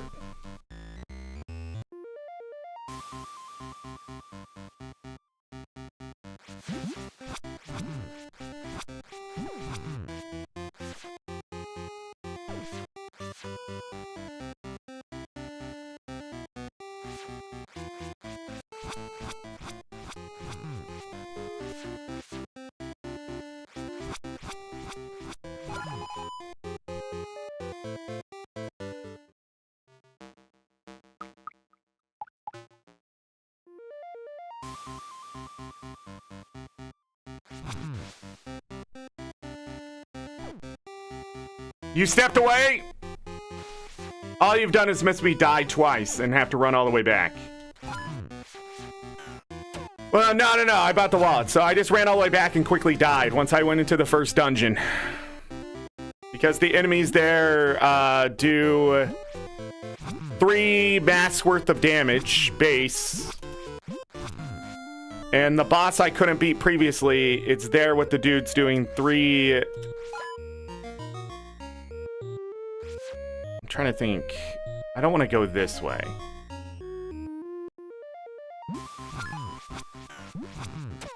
Fuck these birds, dude. I guess we just grind until I get items to make it easier or something. I don't know.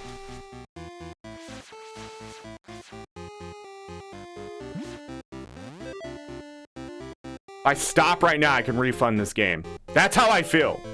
That's how I fucking feel about this game. I can refund it. I've never refunded a Steam game, but this one's close. This is so bad. I can't explain how I have literally played 8 other games. One of them was warned to me that like it was extremely like a step up in difficulty, and it was like Tunic's difficulty went up, but there's so much mitigation it wasn't that bad. This game, there is nothing helping you here. Like, and I get not holding a player's hand, but this is not it. This is not just not holding a player's hand. This is literally trying to rip one off as they try to do stuff. This is like pulling teeth, man. Going from 8 just pretty good games to great games to this is just holy shit. I'd rather go back and play It'll Do. And I'm not even kidding. I'm so frustrated at this game right now, I can't explain it. Like, the grind is worse than a game that is literally based on grind because it doesn't feel rewarding at all. The exploration is punishing, not rewarding in any way. All they do is give you just money. Like, I'm not finding anything. And then I have to spend that money when I do find something to progress. And then, like, Like, literally, there was no thought, no testing, nobody telling this person no. Because I can't explain how it got here and on Steam and sold. Because I don't want them to have my money. That's how bad it is. It is terrible. There's no Souls-like on there or anything. There's no difficult tag. It is insane that there's no warning to the player of how shitty this fucking game is on difficulty. Let me see if there's a setting. I don't know what any of these symbols mean. They just literally didn't know how to type. Oh, this is just music. Cool. What is... Oh. Oh. Full screen. What is this? The hell does this mean?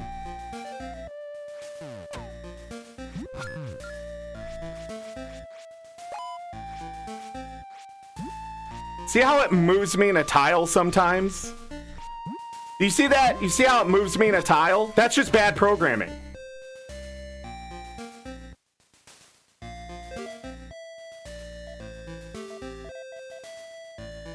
Where's the difficulty setting? I don't know what this means.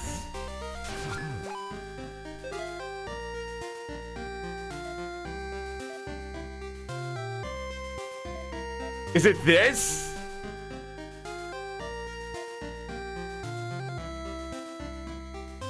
With the yawn? This dev is fucking full of themselves.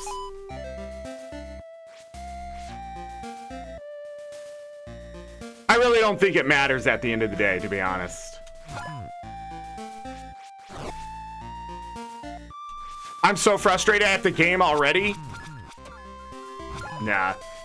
It's just gonna let me take more hits, which isn't gonna solve the problem. Let me find out one boss again and see if it does.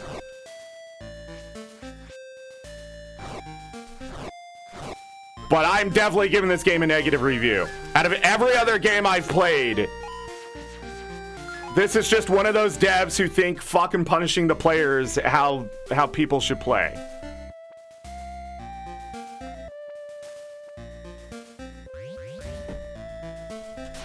And it sucks. It sucks.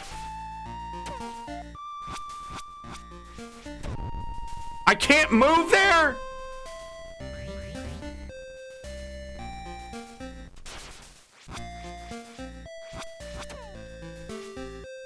Bro, these patterns are so bad. Oh, this game is so trash. Oh my fucking lord. I have iframes and it doesn't even matter.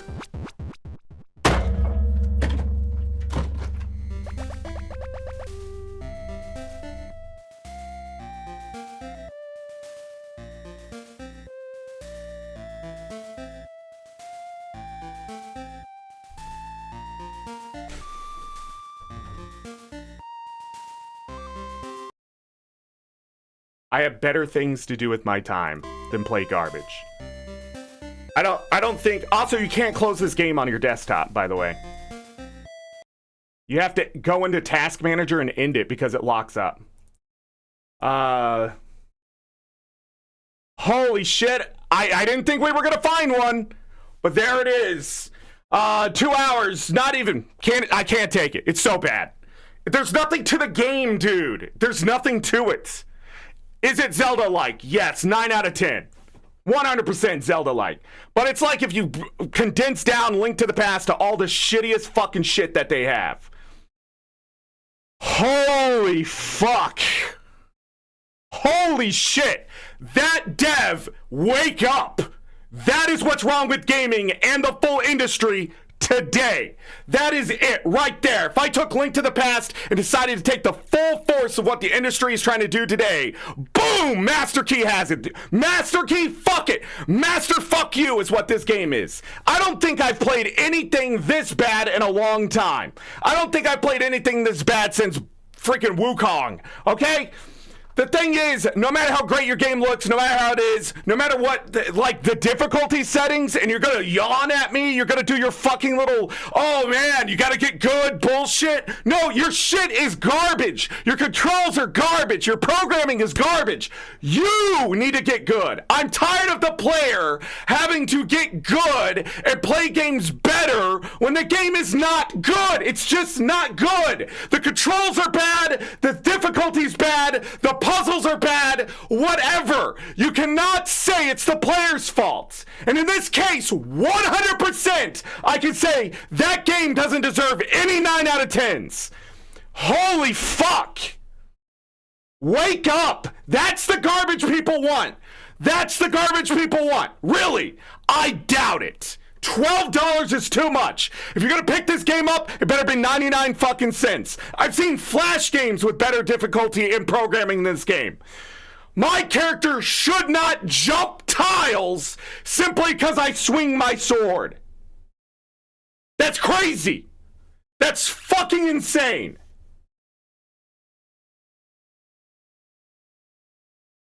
Not a single game. Not a single fucking one. Now I'm dropping frames. How am I dropping frames? Oh, it's because I opened Discord by accident. Or earlier. Let me drop Discord really quick. But who fucking knows? There it goes. Fuck. Actually, I needed Discord for a moment. We're gonna need some background music. No, I know what to do. I know what to do. One game so far has the right idea here. One game. One game so far has done what every other game should do. And let the music play. Secrets of Grindia. Grindia, excuse me.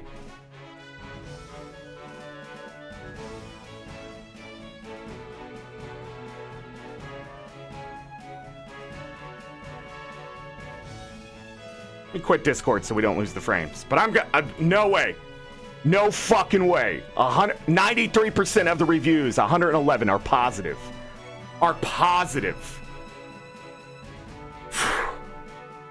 Zelda-Like, that's actually like Zelda. This game came out of nowhere but needs more love. I haven't felt wonder like this in a game since Tunic. You must be fucking smoking the shit, dude. Where do you live? Hell? Let me see these other 35 hours, 22 hours, 29 hours. These are beta testers, dude. There's no way these people liked this game this much. It's a decent Zelda game with a good sense of exploration and good dungeon and puzzle design. However, it's largely laid down by the fact the combat is absolutely horrible to engage with on any level. Enemy hitboxes are massive. They can body block you and have very tiny swing. But you thumbsed it up, my friend. My buddy here. That is not a thumbs up. When combat is everything in that game, it's literally 80% of the game. You're gonna tell me. That said, the puzzles and such are more than good enough for me to trudge through the tedious. I doubt the puzzles are worth anything, my friend. I doubt the puzzles could even save this game. You know what? I can make the worst game of the year. I take It'll Do puzzles and put it in this game. Fucking that's it. Worst game of the year. After I played this game, I learned how to mod Unity games and built a randomizer for it. I think it speaks for itself.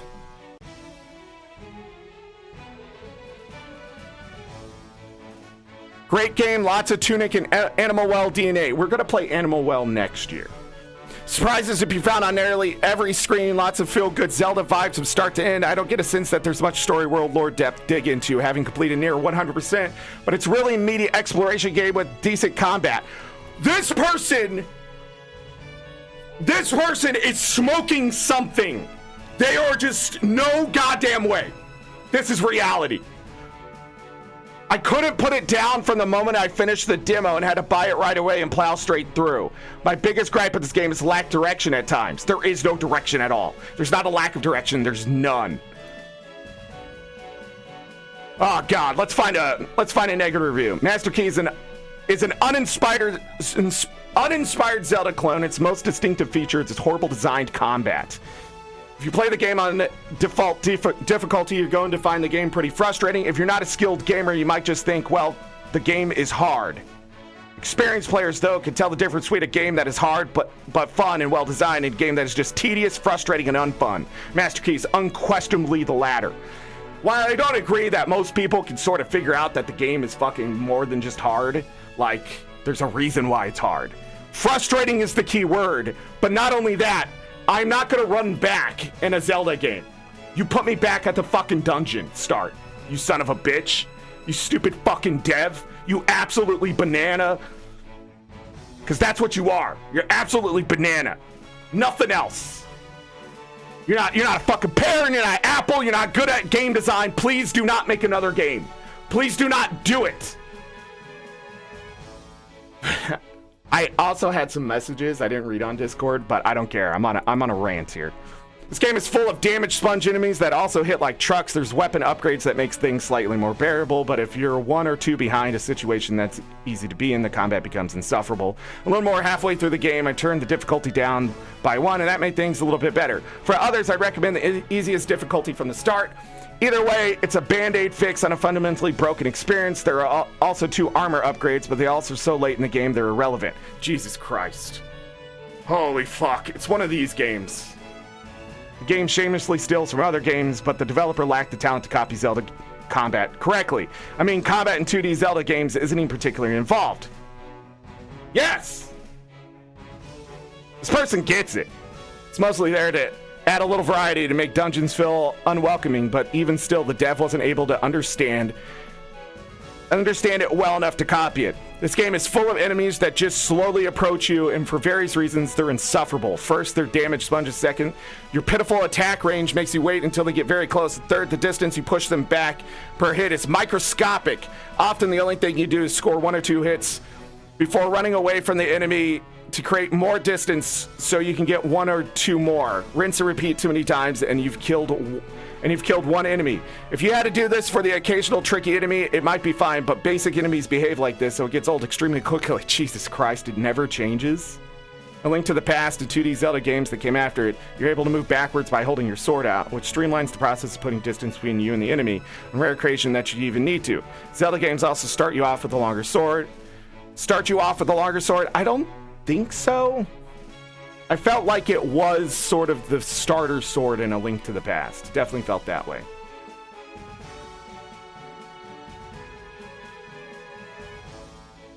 There is no execution here unless they're talking about the player. This is literally a game to punish the player. In fact, that's probably how I should start my review on this one. Let's write the review. I have plenty of time.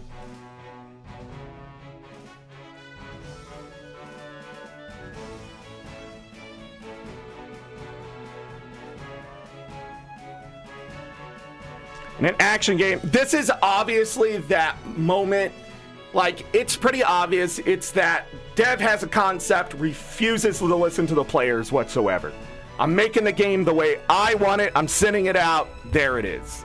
Because I don't think the game's been patched at all. Great game. I had an incredible time with this game. You will too. Recommended for everyone. A pull to swim. You're a fucking troll. Master Key is an excellent adventure game. It stands out in its textless communication, dichromatic top-down presentation, solving puzzles. I don't like the graphics. I'll be honest, the graphics bother me.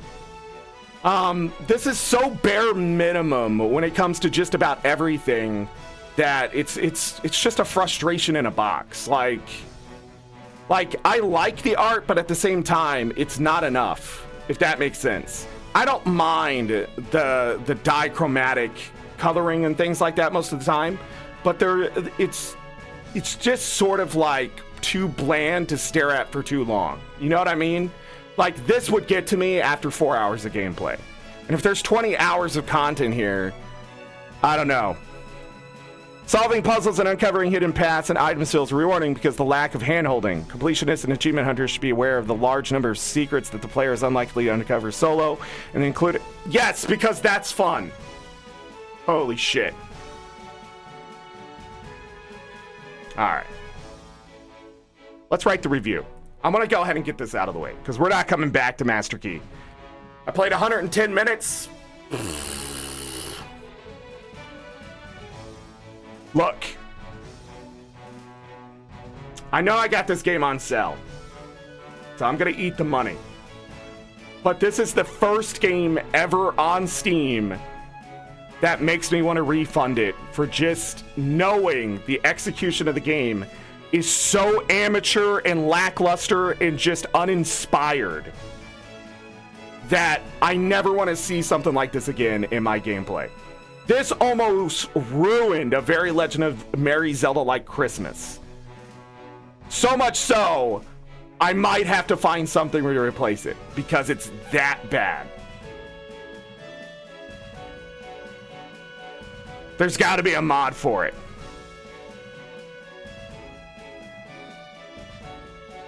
Difficulty update May 23rd. Hello, I received your feedback about the difficulty of Master Key. The previous difficulty modes are hidden as color palettes. I decided to remove them to dedicate slider alongside the music and sound effects slider, sorry. Along with the slider came 2 new difficulties, very easy and very hard. Double damage, armor, long invincibility frames, boosted health, regeneration. There's regeneration. Full health, refill on respawn, and no enemy respawn. Easy +1 damage. Invincibility, that's what I turned it down to. So I got +1 damage, invincibility frames. So I didn't even have those on normal. I didn't even notice. Hard mode adds more enemies and 1.5 damage taken. Very hard. Select normal if you want a difficulty close to the first Zelda games. Are you out of your fucking mind?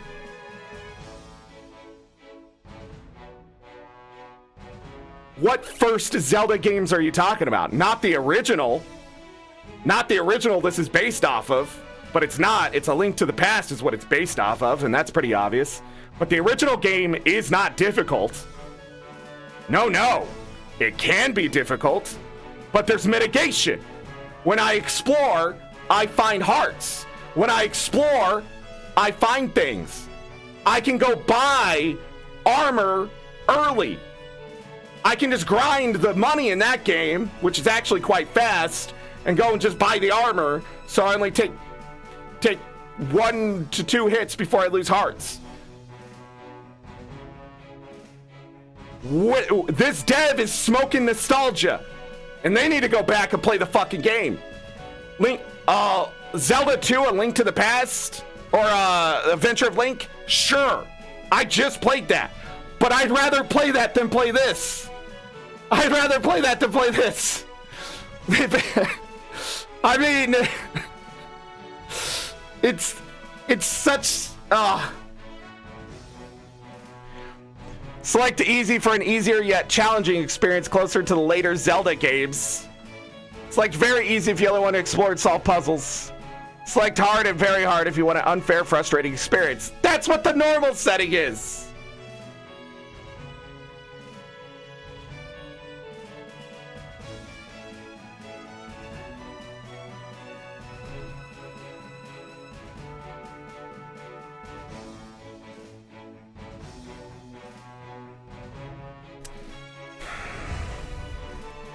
All right, let's calm down. It's time to review. I'm going to review this game.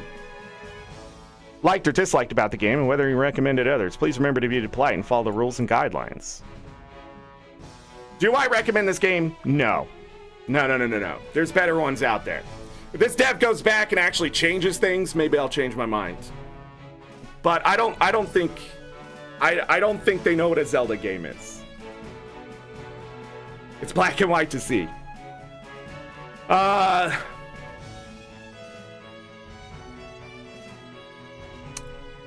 what was I gonna say? I want a good opening line on this review, because I'm gonna go back and recommend all the other games I've really enjoyed. Blossom Tales. We're gonna go back and play through those games, and more than likely they're gonna be a recommended.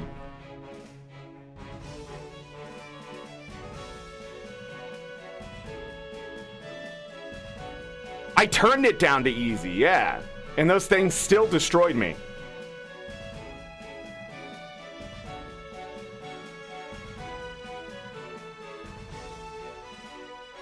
This game right here, I'm going to give it a 5 out of 10. I really think there's a game here, but I think it's executed so badly because the dev just doesn't get what made Zelda games Zelda games. I think that's what's happened here. Like, if the easy setting literally makes it still unenjoyable, right? Like, it almost feels like there's no difference. I don't think they get it. Also, in Zelda, the original Zelda, I'm trying to think.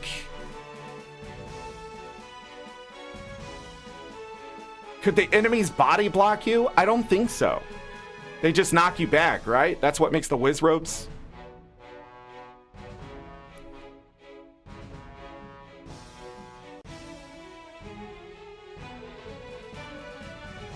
Well, it does matter how much health enemies have, because I'd rather kill an enemy than have to walk through them, still. Because one of the original Zelda's biggest problems, if you don't go upgrade your sword, it's extremely difficult to get through until you get the fire wand.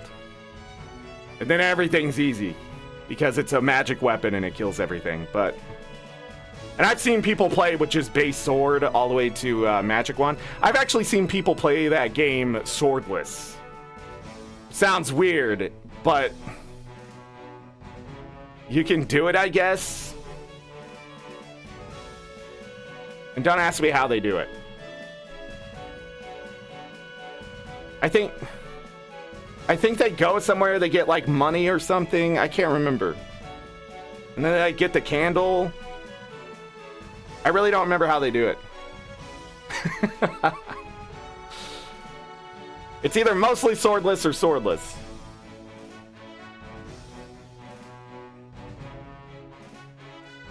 The enemies have way too much health.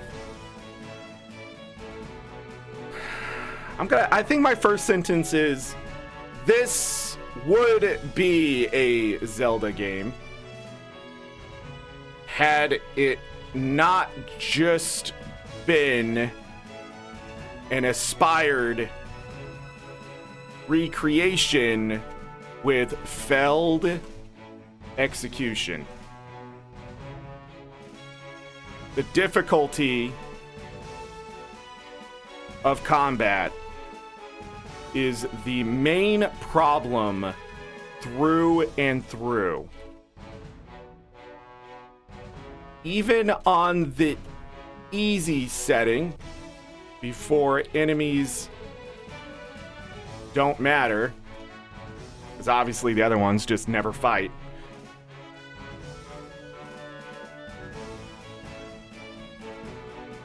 Even on the easy setting, before the enemies don't matter, all enemies are bloated recreations of each other with too much health,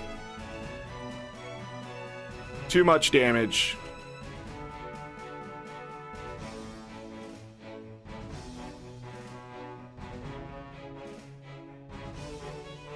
And I don't know what else to say. Is it just too much health and too much damage?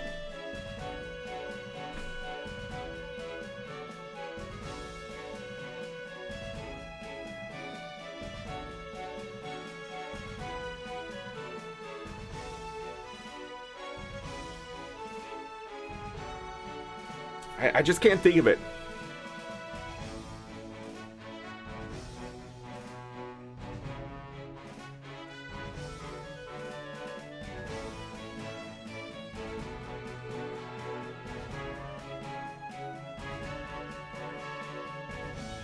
I just don't. There's just no.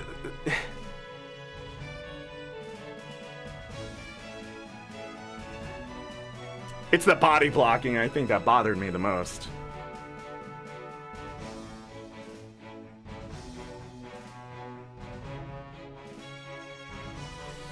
Creations with too much health and too much damage and too much body blocking.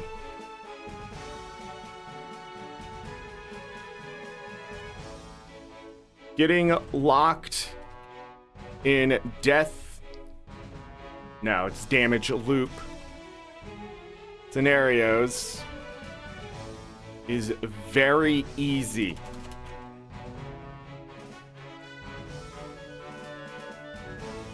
No, I should go back here. We should put this in its own thing. Because I want to go back to the top. This would be a Zelda game had it not just been an aspired recreation with failed execution. Because that's really what separates it. Because I also want to add, I've beaten, and I have on stream, the original Zelda and following 2D dungeon crawlers, and the normal difficulty is still a tower above those games. I don't even think we got to a puzzle, did we? It was just the one in the flame room, I guess. Curious to see what those puzzles are, but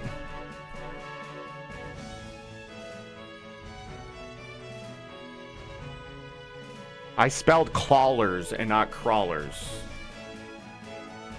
Crawlers.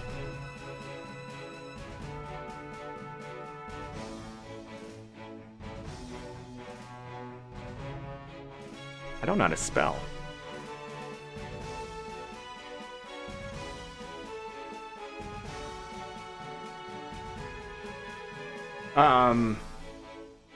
I forgot what I was gonna say after this.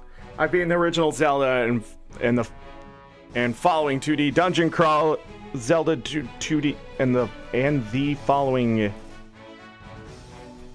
2D dungeon crawlers, and the normal difficulty is still a tower above those games. And then I wanted to say something else before I talked about the combat. Oh, my short amount of time. It only took less than 2 hours to see this game is full of frustration and tedious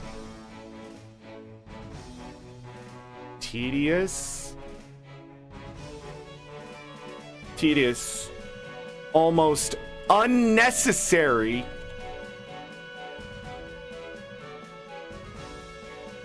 difficulty.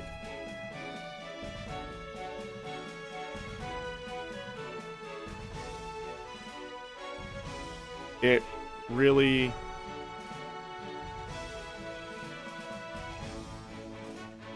nah, that's it. That's all I'm gonna say. That's my opening start to this review. This would be a Zelda game had it not just been an inspired recreation with failed execution. I've beaten the original Zelda and the following 2D dungeon crawlers, and the normal difficulty is still a tower above those games. It only took less than 2 hours to see that this game is full of frustration and tedious, almost unnecessary difficulty. Difficulty of combat is the main problem through and through, even on the easy settings before enemies. Even on the easy setting before enemies don't matter. I don't know if I should even say that.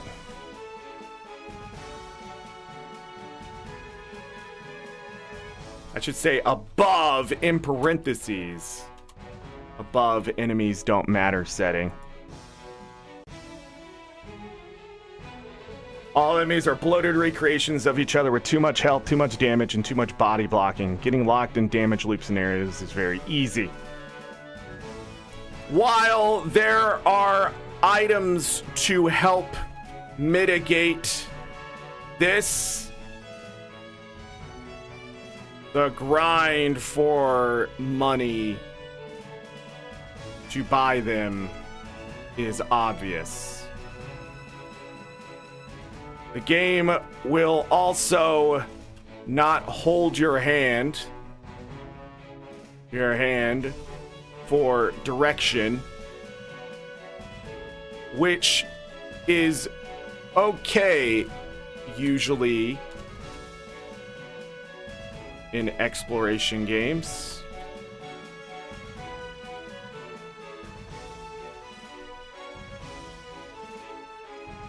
Because I want to point this out too. Again, it doesn't take me long to see what's wrong with your game, trust me. This game will also not hold your hand for direction, which is usually okay in exploration games such as this. But this game's Metroidvania style screens will have you backtracking over and over, searching for content. Because it's obvious every time I went back, I went to look for content, it wasn't there. Lots of times you will be disappointed to find just a little money. Because the thing about the other Zelda games is that they're not just rewarding you rupees all the time. They're rewarding you a lot of rupees, usually. A good chunk of a percentage of the next thing. I don't think I was getting like 50 money at a time or anything like that. The other thing is they reward you pieces of hearts, which empowers your character after finding 4 of them, right? So by doing that, and we saw this in Prodigal 2, finding those things and getting more health is crucial to making the player be able to spend longer in combat figuring out the patterns and things like that. That's why it is there. The only reason you need more health in video games is usually to figure out how to beat something. It's not there to make it so much easier that you can just face tank a boss, because usually you can't. Like, the boss is going to do things to you that's going to lock you in place, or is going to do enough damage that you're never going to be able to do enough damage to the boss before you die. Now, it's not all that way. There are some games, if you spend the time getting all the necessary stuff, like we did in Breath of the Wild, 100% stuff, you go in there and you have the best armor, you know, with 24 hearts or 27 hearts. No, it's like, I don't remember how many. But you go in there, the boss hits you for a quarter heart. I have all the time in the world to face tank that guy, you know, like, but that's the way that game was built. If you go and explore and explore and explore and spend 80 hours doing that. But that's just it. It's rewarding in a different way.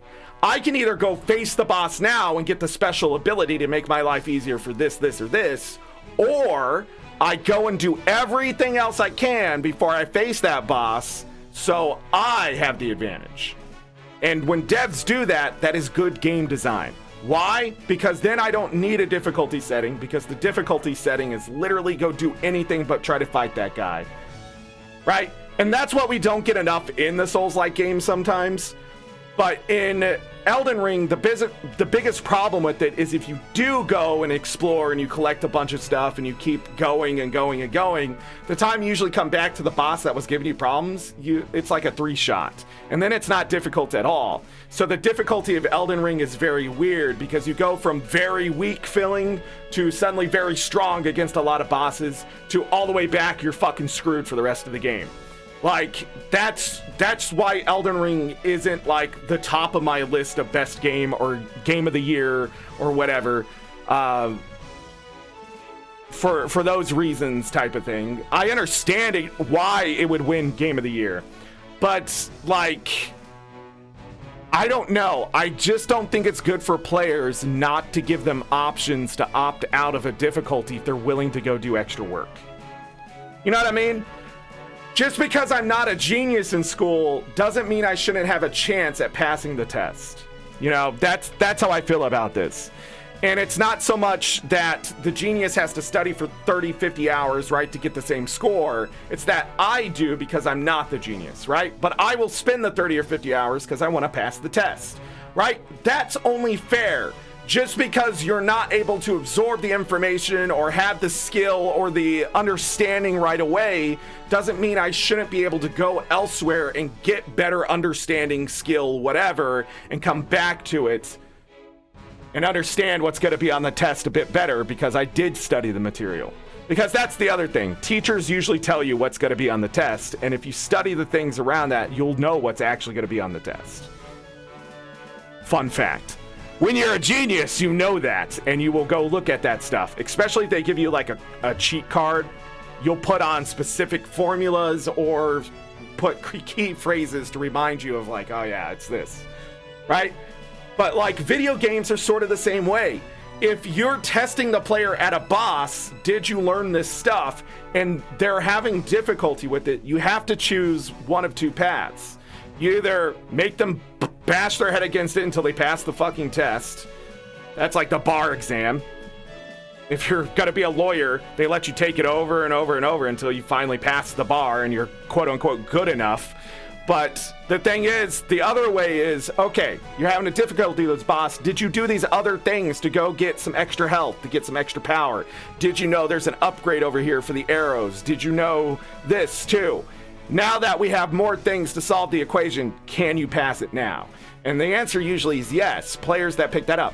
That's why I like the Hades style of combat, because even if I go through and fail a run very quickly, I'm still usually coming home with something to give me a little bit of a boost before I go back out, and it's over and over and over. It's not teaching you. What it's doing is it's giving you those extra notes you can take into the test every time, because you're putting in the effort, you're putting in the time, and you will beat it eventually. There will be a time where you have the duo boons of doom between Zeus and Poseidon, and everything just starts to melt, including Hades.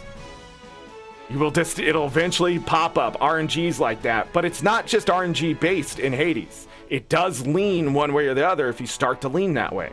So if you pick up a Zeus boon, you're more than likely going to get another Zeus boon.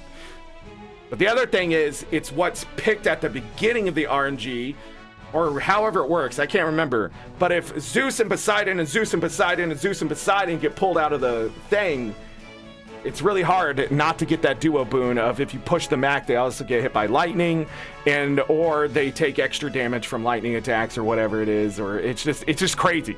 Between just doing a bunch of DPS and Rapture and that kind of stuff, you end up just destroying them in Hades. Which is sort of what was missing, I think, in Hades 2, but that's because I think that's early access syndrome. It's not there yet type of thing. It's not even early access syndrome, it's just early access. We don't have those overpowered things that can happen every once in a while. Lots of times you will find just a little money. Lots of times you will be disappointed to find just a little money, or a boss that sends you back to where you came from. More checkpoints probably would have been a good idea, so the backtracking to those places wasn't so bad.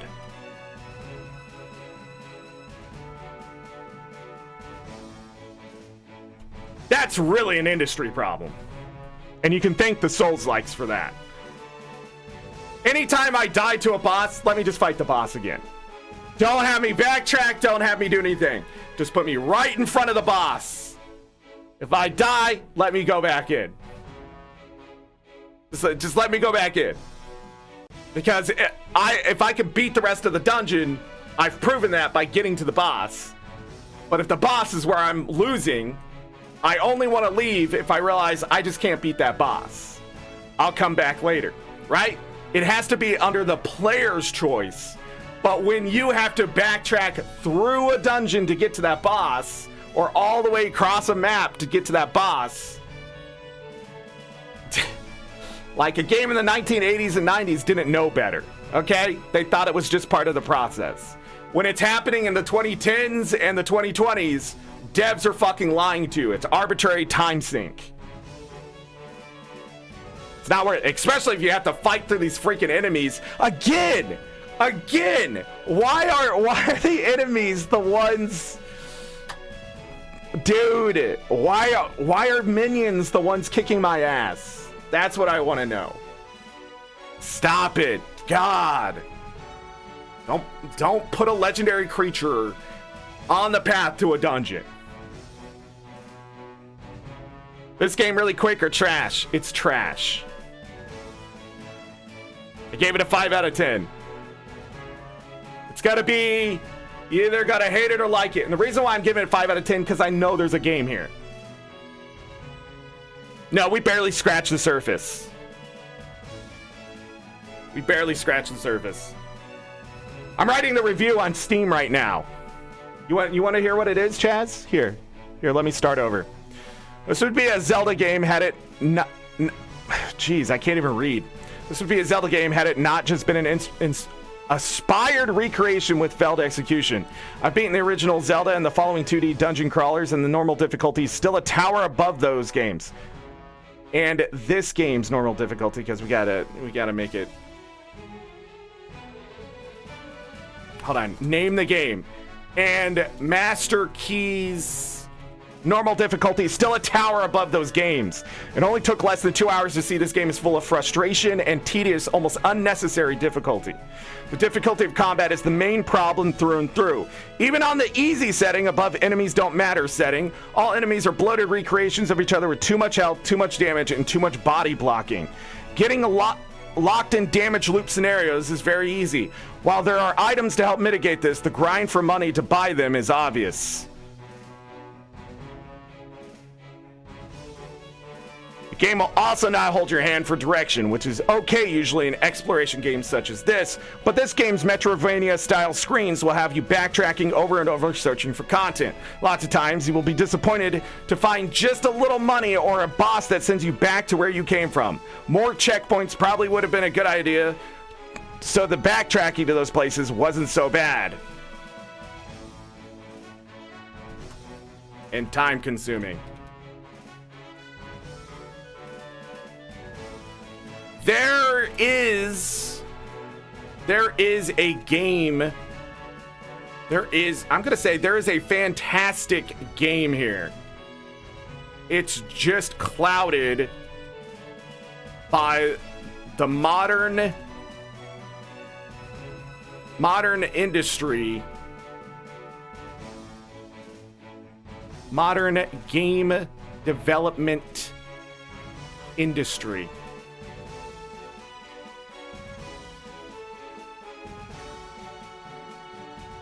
Make it difficult.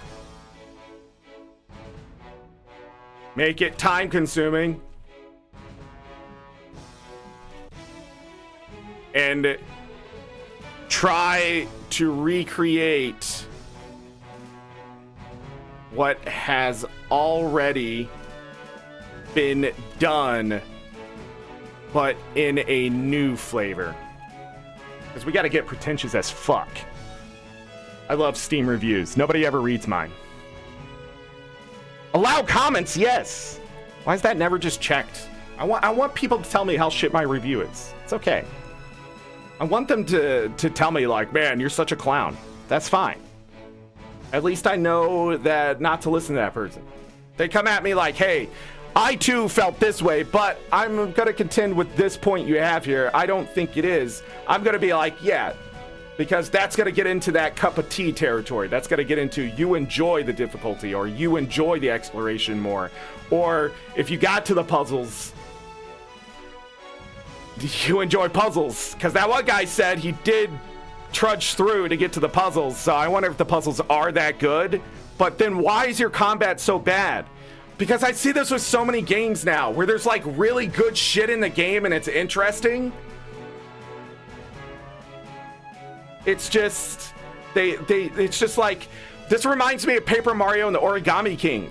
That puzzle combat for every single battle over and over and over is horrendous. By the way, Paper Mario Origami King got a 5.5 out of 10 for me. Because of the combat, ruining everything. Ruining the story, ruining the just enjoyment of the lore. Just the ambience gets ruined by the combat. Like, the combat is so bad in that game, it just pulled everything down for me. The only thing it didn't pull down was the music and graphics. No, that's not true. It pulled down the graphics too at one point. Yeah, that's right, because I couldn't tell what the fuck was going on. Because there's a timer. You have to solve the puzzle so fast, and if I can't understand what's on the screen, I'm sitting there looking at it like, what is this? Man, Origami King, if it had any other kind of like a turn-based style combat or even action combat, I probably would have loved the hell out of that game. But that puzzle shit where the same, like it's the same 6 different combinations, and once you figure out a boss, it's just 3 combinations, that's it. Like, it's so boring and tedious. Then the end fight, I was so tired of doing the combat that I literally died 6 times because I tried to brute force it. Because I just wanted it to end. Like... And I'm okay with puzzles, okay? I do all right with puzzles. But you put a timer on there and then you try to make it a convoluted mess? Holy shit. Where it's like you have to get it perfect every time. Like you have to find the correct answer in like 30 seconds.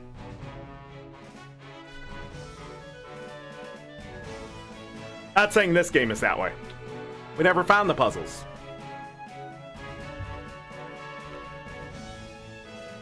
I don't think... I should add that to the paragraph above. I don't think I even found one of these great puzzles others are talking about. There is a fantastic, I'm going to say a fantastic Zelda-like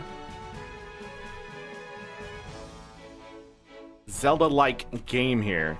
It's just clouded by the modern game development industry. Make it difficult, make it time consuming, and try to recreate what has already been done, but a new flavor.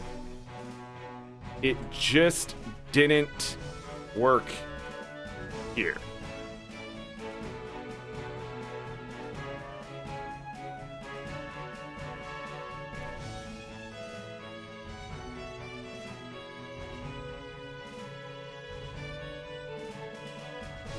I think that's it. I think that's all I'm gonna say.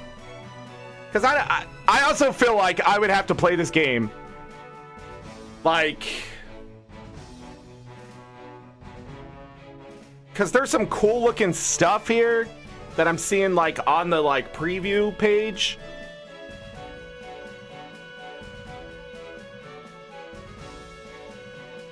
But I don't know how we'd ever make it there.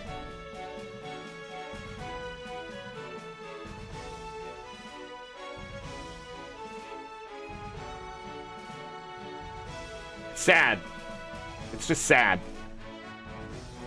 But I'm not gonna do a Sea of Stars situation where I stomach through so much stuff and it ends up just getting worse. I'm not gonna do that either. I'm not gonna sit here and get so fucking mad that I'm red in the face type shit. It's just I've been through it so many times now with these quote unquote like difficult games. But they're not even difficult. They're bad. Oh, we didn't talk about the tile. I also noticed that your character likes to move into tile placements while swinging their weapon, which moves you closer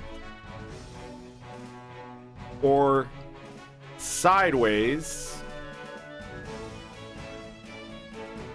from your position. Wait, it's not closer. What am I trying to think of?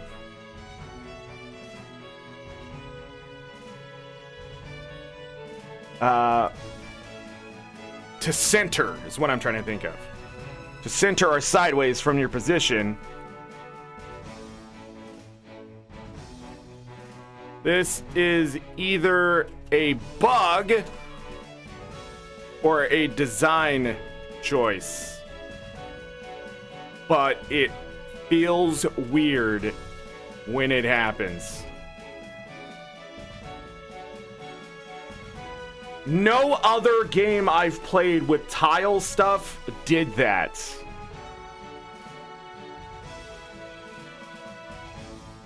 And it would be different because all of them seem to have free motion. So you could be like on one side, which I also hate.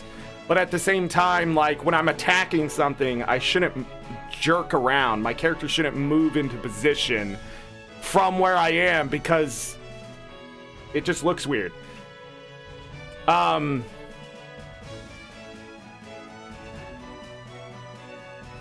Path of Exile 2 has that problem right now. Like, people can move your character with their attack, and you just go, like, you go, there's, like, certain positions you have. Yes, I've been playing Path of Exile 2, which is easier than this game. I haven't died once in that game. 2 different characters. I'm a level 12 witch right now.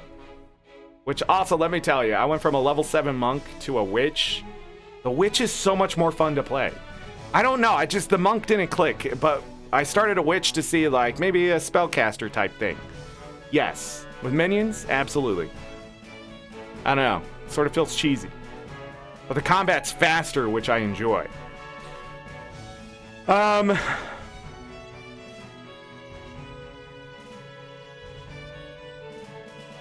think that's it.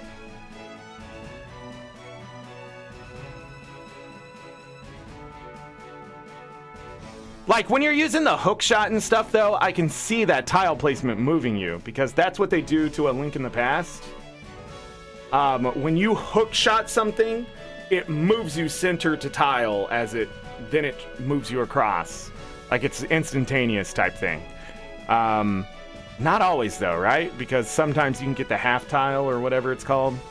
I don't know if that's on frame or whatever it is.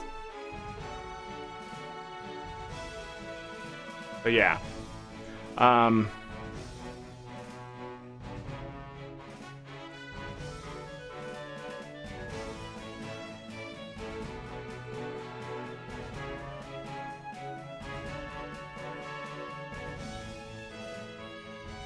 Gotta rewrite this. Make it difficult, make it time. What? I'm missing something with the modern game industry. Oh, make it convoluted. Make it convoluted. Convoluted. How do you spell that word? Convoluted? Convoluted? Isn't it an O? I put an A. I don't know why. Convoluted. Yeah, that's right. Okay.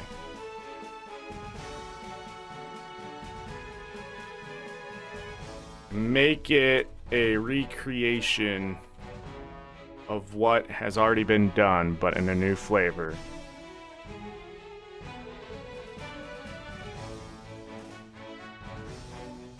Five out of 10.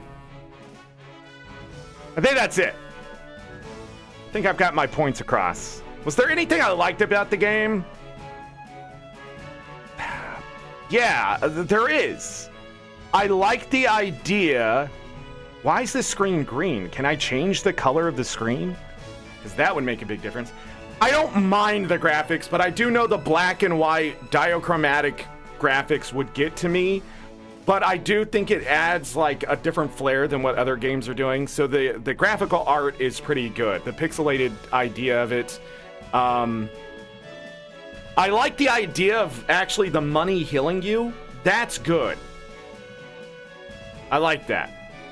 So maybe I should put that in the review. At the same time, man, long reviews, people don't read them. Let's just be honest.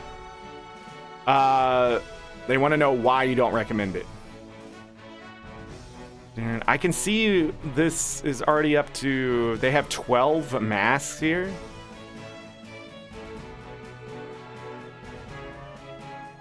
But only 250, so, like... Are these dev screens, or can you really get that far with just 250 coins? Maybe I'm missing something about the game. What the hell is that?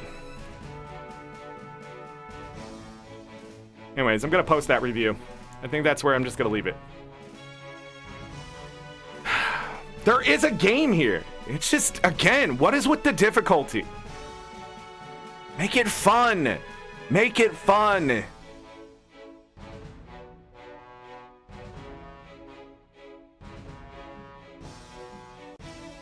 Please make fun games. Not difficult ones. Difficulty is not fun. Difficulty is just a symptom of the fun. Like, sometimes when a challenge approaches you into something and you've learned all these things and you get to use those things, that's fun. Even if you lose, you're like, okay, I got to do better with this or this or this.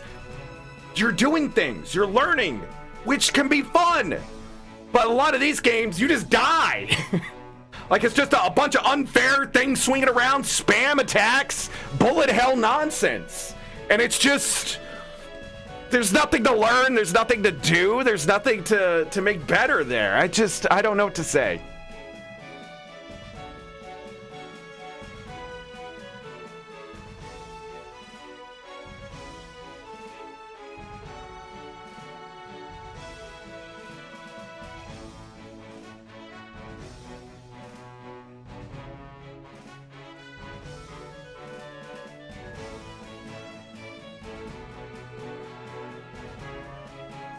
When the difficulty's too high, it's hard to learn.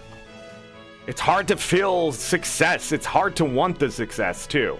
A lot of people are like, the greater the challenge, the better it feels when you beat it. Not me. Not when I see, like, it's literally just hard to be hard. Like, if you walk out on the sidewalk and I throw a bunch of broken glass on the sidewalk, is walking still fun for you? Okay, but now I'm going to take your shoes off, and you have to walk across the sidewalk. Because if you walk on my grass, I put razor blades there. So you're not wanting to do that because that's going to hurt worse than the chancing the glass. Because it's going to cut you for sure. So, is it still fun? But what made the walk fun? Oh, you got to see things and you got to exercise? And you know what the sidewalk is going to give you? Oh, it's not like you just turned off into traffic? Oh, I get that. Yeah, but what if I turn traffic into you? Not like you're traffic, but like the traffic turns into the sidewalk. You know? Like, is that fun? I think that's where we're at in game development. When they try to come up with difficulty. You're walking down the damn sidewalk and they're like, they just do shit. Like, oh yeah, we're gonna put a wall here. Here's a sledgehammer, right? And then you're sitting there hitting this wall, and you knock the wall down, only to find there's another wall on the other side. And they're like, oh, it's because it's difficult. No, you're just having me knocking down the walls with this damn sledgehammer.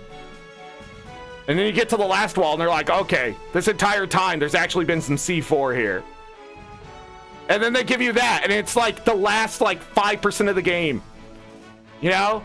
And then you're like, oh, this shit's easy now. But, like, why is it easy at the end when it's supposed to be difficult at the end? I don't understand. Oh, because you put that wall in the C4 there because you're like, yeah, we should give them C4 somewhere down the line, and you forgot, and you just made up a new object called the sledgehammer, and then they've been using that sledgehammer because you realized if you give them C4 at the beginning of the game, it's a little, quote-unquote, too fast and too easy. Oh, but the sledgehammer seemed just right at the time, but we didn't really have time to go back and see if we should give them anything else after that. Like, until the C4. Like, that is where we are in the game development land. Like, you buy a new game, you want to enjoy it, and it's just, you can't because there's just so much shit in the way. Like, if you gave me shoes just to jump over the wall so I don't have to break it down every time, that's difficulty of a different standard. Then we're changing things up. If you gave me just a cannon I can use once for this wall, that's fun. Okay, I've been knocking down the walls, now I can jump over this one. Oh, there's a cannon for this one? Let's do it. You're gonna use a fucking cannon to blast a wall down, trust me. And then you're like, oh yeah, you're gonna have a couple more walls like that, but over here, we get the fun one. This is called a crane with a wrecking ball, and then you go swing that baby right through 1, 2, 3 walls because they want you to get to the end of the game now. They want to start speeding things up. They want you to feel powerful, right? We never get that in video games anymore. We just don't get that in video games. It's usually constantly just a bigger, thicker wall all the way to the end until it's like fucking nothing. And then people are like, what's the ending to this game?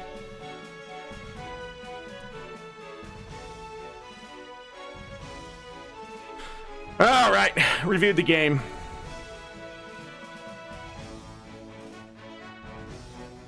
The first achievement for this game is called Mole, and only 52.8% of players have gotten there.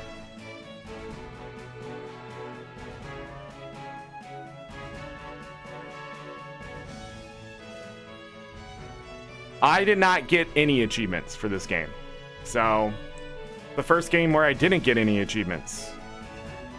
Of course, we didn't play long enough to get any achievements as far as I know. I don't know what mole means. I don't even know what mole means. I can see people thinking the game is cute and things like that. I'm sure that's the other thing. It looks like it's all the same people who did the review posting all the community stuff. So there was obviously something else to this game. I don't know if it had a Kickstarter or something, because a lot of times these games get such positive reviews because of those Kickstarters and things. Master Key Kickstarter. Uh-oh. Yeah, it was a Kickstarter game. July 1st, 2022. The goal was 3,000. It raised 18,538. Paris, France. The French continuing to fuck up video games. It's not true. There are some really good French developers. I'm just saying, a lot of French stuff I've played. There was supposed to be a gauntlet of enemies at some point.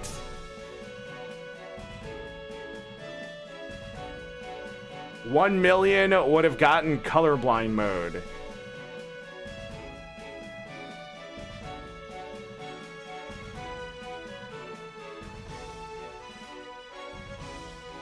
Not a single word in the entire game except the title. Yeah, I don't think I really put in the lack of direction in my review either, but I don't think it matters with the other shit.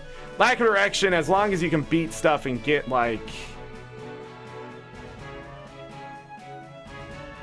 So, it looks like there was some mole ability that never happened today.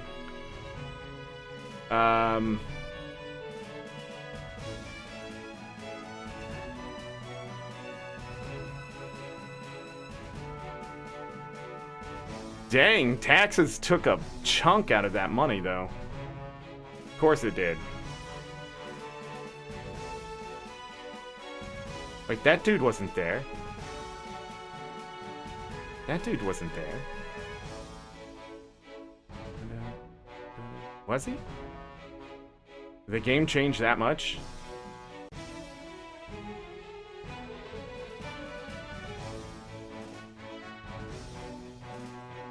Game is on a zero budget. I'm working on it in my spare time, so it may not release before December 22. It's unpredictable. Maybe before. Expected delivery date stated on the rewards is the worst case scenario. What? That's how you did your Kickstarter? This game didn't come out until this year. It wasn't even 2022. It was 2023.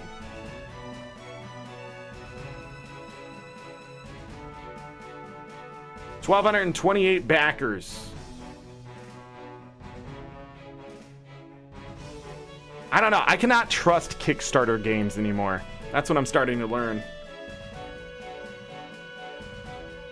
That's what I'm starting to learn. All right. Does anybody have any questions or anything or comments? You can tell me if I suck. It's okay. I sort of... This was expected, but I was actually expecting a bad review tomorrow. I'm going into that game with negative views about the game because of the things I was told. Tomorrow's game is about as long as we spent in Master Key today, from what I'm told. But I'm probably going to spend my time, so maybe 2.5 hours. And then there's like a post-game stuff, something like that. So we'll just have to see what Castaway has. Kickstarter board games? Yeah, I was just speaking directly about video games on Kickstarter. But board games are usually good. So tomorrow, Castaway behind me here will be the game. Just to give a little thoughts on that before we play it. So this game was suggested to me because when it came out, the person had played it. And then some other people picked it up and they're like, yeah, this is Zelda-like. And I was like, okay. But it wasn't really like top of the list because it was such a new game.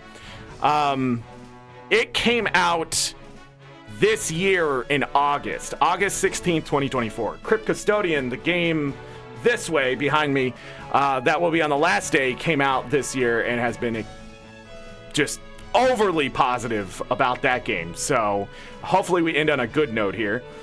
But right now on Steam, out of 153 reviews, 72% is where it sits. And I'm not sure if that's part of the problem. Castaway is only an $8 game. It only has 33 Steam achievements. So, Destructoid gave it an 8. Tech Raptor gave it an 8.5. And I guess that was good enough for the dev. So, it's made by Canary Games, which has made only one other game called Lunark, which is a much different 2D platformer game. So that one's $20, but I don't know if that was just other devs or something in that stuff. I just got the chills because I'm so hot and now I'm starting to cool down. It's my anger. But anyway, Castaway is pretty much a story about, think of like Chrono Trigger, sort of, is how you should probably think of it, but it's more Zelda-like than Chrono Trigger. But you're in a spaceship and you crash land on a planet, and then it has like that different style. Like, it's hard to explain, but once you see it, I think you'll understand what I'm talking about. So, yeah. But tomorrow's game is, I think, the lowest reviewed one so far on Steam, maybe. And I've been warned that it's going to be pretty fast, and I'm either going to enjoy it or feel a bit disappointed. But after playing Master Key, I'm not really sure. Although, when I talk to my buddy here about Master Key, maybe they'll change my mind a little bit. I don't know. By the way, the music we're hearing is Secrets of Grindia. I turned that music back on because I like it. It's just good background music. I'm not even tired of it yet, which is weird. But yeah, there was some prodigal looking stuff here too, from what I can see with Castaway. But we'll do Castaway tomorrow. We'll do Crypt Custodian on Thursday, our curse day. It has a 98% overall review after 1,000 reviews. 97 more recently. I have 138. But I've actually had a couple buddies play completely through this game. It's made by Kyle Thompson. But the game looks very interesting. It has dungeon-like stuff, dungeon-like bosses, that kind of stuff. Definitely. Kyle Thompson has also made Islets and Sheepo, which I have not played, but other people have played both of those. August 24th, 2022 is when... I think it's just called Islets, but I could be wrong. But it's the same style, sort of art for all the games. Makes sense? But I don't know. People really enjoyed the Metroidvania part of Crypt Custodian and that kind of thing, too. So, the game was published by Top Hat Studios as well, which does, like, so many of the other games. It's just any game they can get their hands on, it really looks like. And it looks like a third studio? Why is it doing that? Who's the damn publisher? H2 Interactive? What? Man. They did the River City stuff and Blaze Blue publishing. If you are curious about H2 Studios. Or H2 Interactive, not Studios. But yeah. I think they were the reason that stuff even came to Steam. Man, it's been freaking years, man. It's been 10 years since they brought Blaze Blue over. Holy crap, it's been that long. But the River City stuff, I remember that. It's been 9 years. But anyhow, Crypt Custodian will be our youngest game, excuse me, not oldest. our youngest game at coming out in August 27th of this year, 2024. So I'm looking forward to seeing a game that's only a couple months old. Not even 3 months old. Hold on. September, October, November. 4 months old. I know how to count. Time flies. That's going to be it. There is another game. There are other games. The Binding of Isaac was also on this list. We pulled that into October. I didn't really enjoy that game. The other one that was on there was Death's Door. So I'll do some honorable mentions since we still have some more time here. Death's Door. Yeah. That one was also mentioned, but I can't remember why it wasn't put on the list. It came out in July 20th, 2021. July 20, 2021, yeah. Oh, because I wanted to play Tunic over this one. This one, Death's Door has a Tunic vibe to it, from what I could tell. But it also seemed more action combat oriented and that kind of thing in the sense of the way the dungeons worked or something. It's Zelda-like, but it's on the lower end, much like Tunic was. Tunic was sort of just thrown into the mix. But that game has a lot more to it, and a lot of people did enjoy it. 85 on Metacritic. So Death's Door probably should have been in place of Master Key, maybe Castaway. That was there. There's also a Death's Door 2, if I remember right. Or it's being developed, maybe?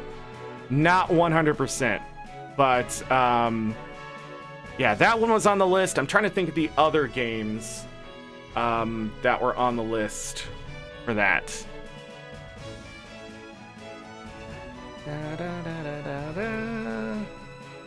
But Death's Door was also of a much higher difficulty, just like Tunic. Supposedly, because Tunic wasn't that bad compared to other things I've been playing, or even Master Key today. How many times did we die?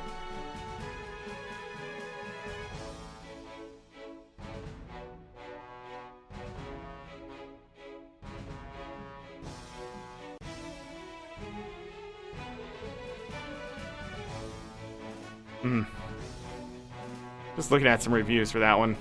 What else was in there for Zelda-likes? I'm trying to think. Oh, Cult of the Lamb was also brought up because Cult of the Lamb definitely does have like dungeon type stuff and you pick up a weapon, but it also isn't very Zelda-like all at the same time. There's definitely inspired parts in there. But it definitely leans into more of the city management roguelike part of it. But we also already had played that, so I wanted to play new games I had never played. So Cult of the Lamb wasn't on the list for that reason. But that was there. Enter the Gungeon. That was another one. The Plucky Squire was another one mentioned to me. That came out this year, September 17th, 2024. I just didn't have enough time because I'd already finished the list by the end of August. Crypt Custodian was like literally the last one added to look at. And I finalized the list at the beginning of September, like the first week of September, because I had to go do all the October stuff for the October event, which sort of fell apart. You guys are getting like an inside look of how long it takes to put this stuff together. But the Plucky Squire was also put there. Pretty positive reviews. 88 recently, over 1,500 reviews, 83. So, but it has like a cartoony look to it and things like that. But it was just too late to put it in there. Publishers Devolver.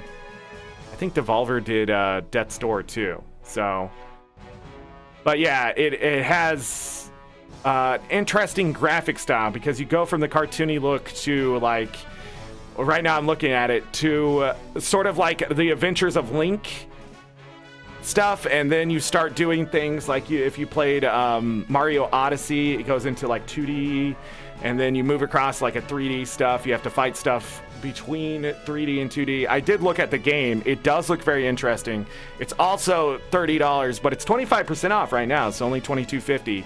US. But yeah, the Plucky Squire was there. And then it looks like there's a bundle for Little Kitty in the Big City, if you've ever seen that game. And then Snufkin, which is... Snufkin, I think, was also on the list, but it's not Zelda-like enough, according to other people. So I don't think we did that one either. And that came out this year, too. So a lot of Zelda-like inspiration in those games. So, yeah. I can only imagine why people didn't like the Plucky Squire as much, but it might just be the art style and that kind of thing. What other games were in there? And a lot of things that were suggested to me are sort of disqualified because they ended up being more platformers. Oh, Chaz, I missed you saying. The only thing I'd like to kickstart... Oh, no, I read that. Sorry. I don't know why I didn't think you put that earlier. But I'm trying to think if there's anything else that was on that list. There were some older games too, but I can't remember what they were right now off the top of my head. Yeah. It was a nominee, the Plucky Squire. I'm trying to think.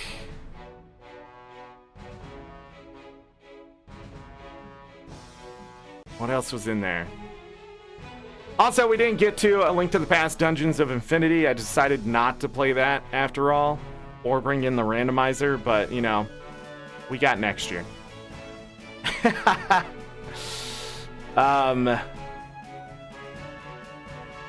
Trying to think. And I also tried to, if you notice, I've tried to stay away from the 3D Zeldas. There's a lot of stuff that could count as a 3D Zelda now, if you really think about it. Breath of the Wild. Like, the Sonic Frontiers, that could count as a Zelda-like now because of the open world, collecting items, stuff, you know. The dungeons are technically the levels, you know, like, it's different. But, yeah. But there was a lot of platformers suggested that they're not really Zelda-like, but they're sort of Zelda 2-like. And I don't know. I decided not to go with that. I wanted to stick with, like, you know. I think Tunic is the stretch out of all of these. Trying to look at the list here. I think Tunic is the biggest stretch when it came to Zelda-like, and it showed. It is very Zelda-inspired. It's just, it's its own thing at the end of the day. And Crypt Custodian's going to be a bit of a stretch as well, but we need a good ending game, I guess. Crypt Custodian was also not only suggested, funny enough, because I was talking about Zelda-likes with my guildies in Guild Wars 2, Crypt Custodian came up not once, but twice. Different people, so, oh yeah, the adult games that were suggested to me. Hey, thanks, people, but no. I might have to go back to platformers.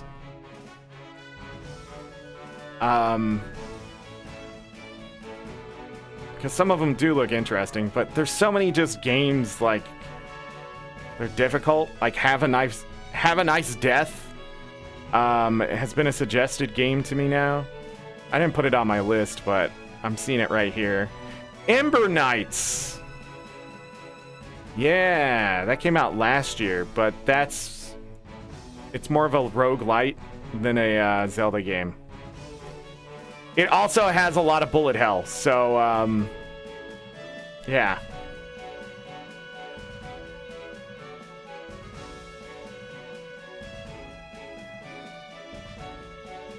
Nine Souls.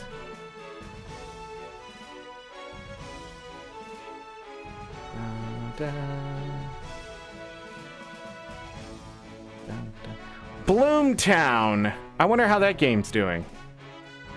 87, 85? Because that sort of has that 2D Zelda look to it, but I'm not really sure.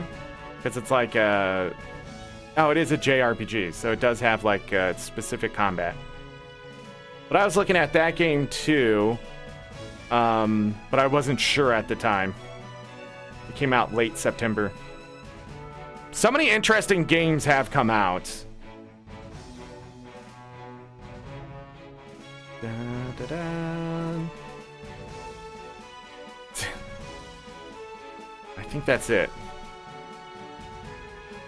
But yeah, so there's some background stuff about that. Man, we haven't played Stardew Valley for a while now. November 26th was the last time we played it. Go back. Go back.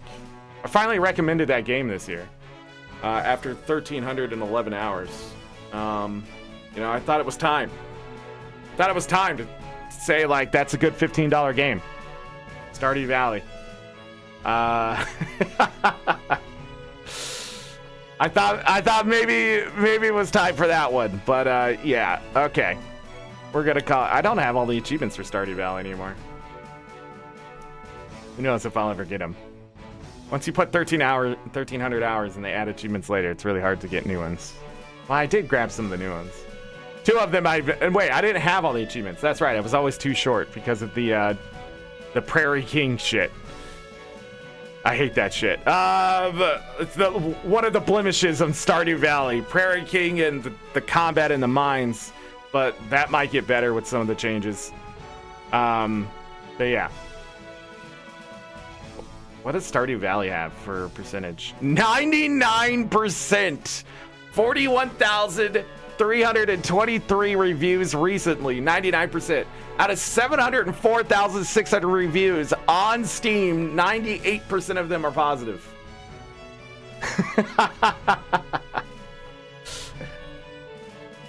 No game goes without its blemish. Metacritic, 89. 89. Metacritic, please. Get out of here. Oh, man. This person, 373 hours, only posted as recommended Shane. Oh, man. Oh, after 208 hours. All these reviews. Oh, man. 3,989 hours. This one only spent 21 hours? Okay, 1,000 hours. 122, 58, 822 hours, 255. I don't know if this is a good game. 4.1 hours. Please go back. You can't review this game yet. You don't know. 158 hours, 138 hours on these reviews. 12.7 hours. This game consumed time and gives nothing in return. Wow, Virtual Toy. Wow. I'm going to find that one funny. Here, I'll give you something. 594 hours, 89 points. See, you didn't put enough hours in. 12.7 wasn't enough. How do you know? How do you know? 3 hours. That's it. 214 hours. 43 hours. 219 hours. Do you guys see why Stardew Valley? Stardew Valley is just an exceptionally fun game. It's stupidly, like, some people are like, man, I can't get into that game. And I'm like, just go back and just do whatever, man. Just do whatever. The next thing I know, there's 100 hours in that game. And they're like, dude, I still don't know what I'm doing in Stardew Valley. Like 100 hours in, I'm just like, and?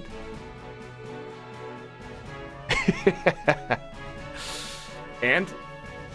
I think the winter sales are going to start soon for Steam, so be prepared for that, everyone.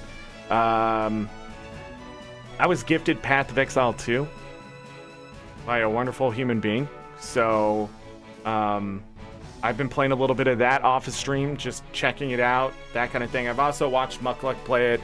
I've watched oh no, I'm blanking. I watched other streamers play it just to see what their thoughts are, and then I stopped watching their. I think Muckluck was like level 40 something into Act 2 or something like that before I stopped watching the Path of Exile streams because I don't want to get any more spoilers. But I'll be honest, I had no idea what was going on. The skill tree in that, a lot of people are like, man, the skill tree. But as soon as I saw that skill tree, I'm like, I sort of have to get the game because the skill tree in Path of Exile is sort of ridiculous. I believe Path of Exile 2, sorry. Path of Exile 2 is only $30. but it's early access right now. And then the free version's gonna come out like 6 months from now, next year at some point. So if you are looking to jump in Path of Exile early, the game does crash for me sometimes, but the cool thing is I can jump in right away. The Path of Exile 2 Early Access Supporter Pack, I don't remember if you have to buy that, but it is in my library, so you might need to do that too. So I'm not really sure how the early access works. So if you're looking at that, there's also some supporter packs I see down here with mixed results. But yeah, I don't know. I've actually enjoyed... I played Path of Exile 1 for a little bit. I just didn't enjoy it. I couldn't get into it. When it goes free to play, and it's fair if you're going to wait till the free to play. If you're going to wait until free to play, it's 100% fair. In fact, I suggested if you're on the fence. Because, yeah, if you didn't like Path of Exile 1, if it wasn't gifted to me, I wouldn't have played Path of Exile 2 at all, probably. But Path of Exile 2 looks actually more new player friendly than Path of Exile 1 as far as I can remember. Path of Exile 1, it just, I don't know, something about it just, I don't know if it was like the UI and stuff. It's not much different, but at the same time, you gotta remember Path of Exile came out in 2013. It's 11 years old.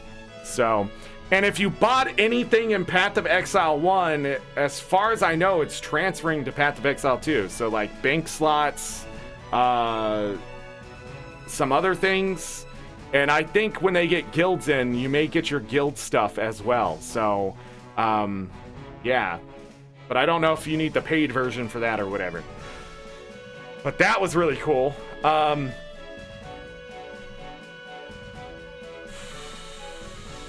Bravely Default 2 is 60% off right now? Dang! But anyhow, yeah, I just wanted to bring that stuff up on Steam.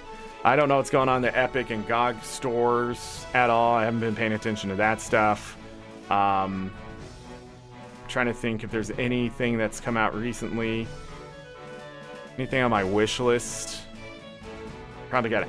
Animal Well is also a game I'm probably going to pick up. Right now it's 20% off. Because a lot of like this game seems, people say it's inspired by Animal Well. That kind of thing, but that came out this year, so I don't think it's inspired by it at all, or it seems like it, or whatever.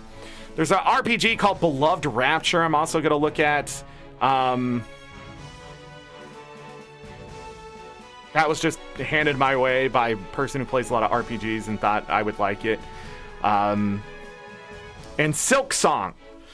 Hollow Knight Silk Song. Are you all ready for me to talk about that? It's coming out next year. Are you ready for it? Because it's probably going to come out next year. And I'm not going to be I'm not one of those people like, oh, it's next year. It's the next one. No, there's been demos sent out now. There's been talks to curators and that kind of things. This is just inside information. It's coming out a month after Star Citizen's already out there. What you talking about? But they've already started to put stuff together for that kind of stuff. And I'm not supposed to know that, but I have someone who is like, look, I'm going to tell you, and you better not tell anyone, but I'm telling you all, next year we're going to get something with Silksong. It's either going to be early access or it's going to be the game. Just want you all to know that. 2025. No joke. This is not bad information. This is pretty much once you start putting marketing stuff together, it's because you're going to release the game in some way, shape, form, or capacity. So, you're going to see Silksong, new Silksong demo. I think there was already one out there from years ago just for people to play test it a little bit.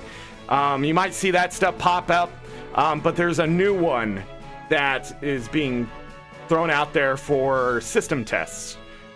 So like, whatever consoles or computer or whatever, to see that kind of stuff. So you're going to see Silksong soon. The reason why development has taken so long, I don't know, but it has. The other game I'll be looking at is Emberville, which will be coming out some point next year, I think. Emberville is made by Co-Carnage, development team of some sort. He's involved with it. It's a action adventure type game, pixel graphics, dungeon crawler. There's a bunch of equipment involved. There's stuff like that. So I would check out Emberville if you're interested in that. The release date is coming soon is what's on there. So it will be early access when it releases. So it's one of the few games I'm actually interested in early access because it's being made by with the help of a content creator. But yeah, what's it say for the learn various crafting and combat skills as you explore treacherous corridors of a massive ever-changing dungeon, is what it says. But there's also Co-Carnage has put some videos out of the game. He's been playing the game, testing it or whatever. So yeah, you make weapons, you have a bunch of equipment and that kind of thing. It looks very interesting. I like the art to it, the pixel graphics, that kind of thing. Also, like, your character has different like combat skills. There's a dodge button and stuff with it, from what I could tell.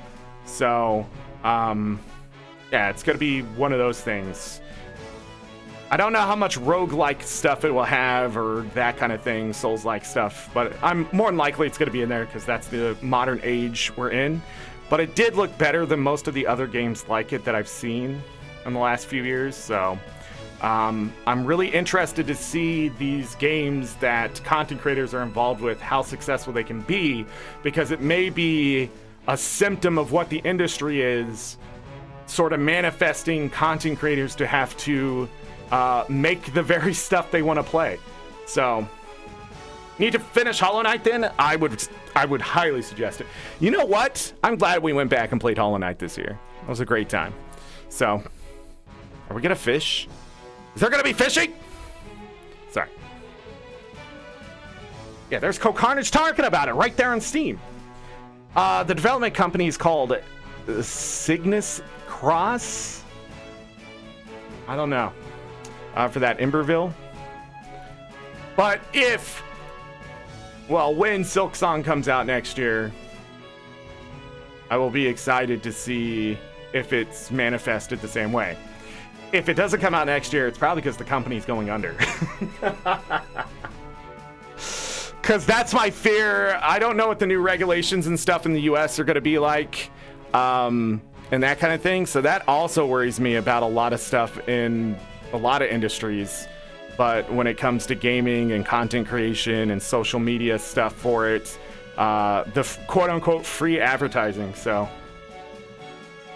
many YouTubers don't even know. He's actually a Twitch streamer. Co-Carnage, you know who he is. You know who he is. You've had to see him. You've probably seen him and just didn't know it was Co-Carnage. Like, even the emotes. In fact, I think there's like an entire second channel for Co-Carnage that just has emotes. Like, I'm pretty sure the channel's like called something about Co-Carnage and emotes. I don't know. But look up Emberville. Yeah. Dun, dun, dun. We should also start to see the changes. Minimum Windows 7. Yeah, they're gonna have to update those system requirements. And their copyright. It's 2019 since they said anything about Silksong. You know, if Silksong doesn't come out next year, I will eat my words and we'll play Hollow Knight again. And I'll call it the March Towards Silksong. How about that? Silksong isn't out by October of next year. Or some mention of it or whatever. Then we will Half-Life 3 it.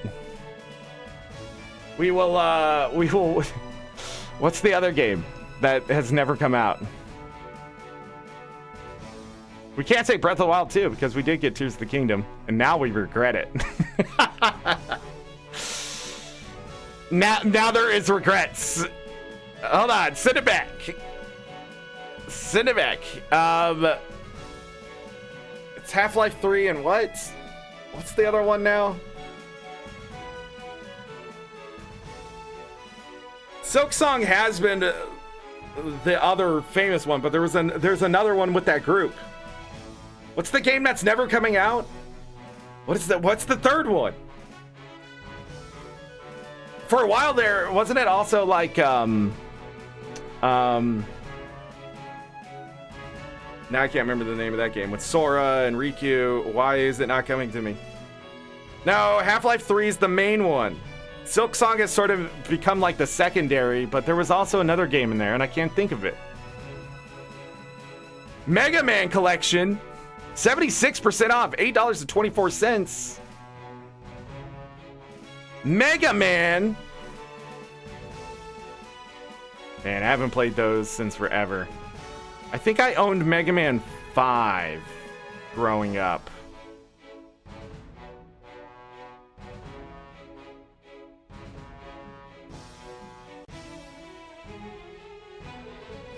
I think it was Mega Man 5.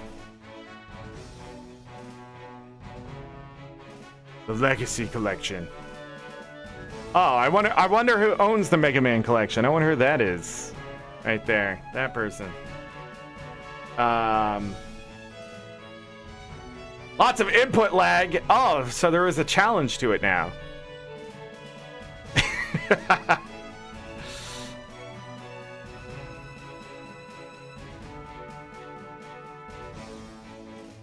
No, it wasn't 5. I can never remember the Mega Man I owned growing up. For NES. 6 was the last one, right? Mega Man 6? For NES? Then there was like a Mega Man for Super Nintendo before it went to Mega Man X or something. I don't remember.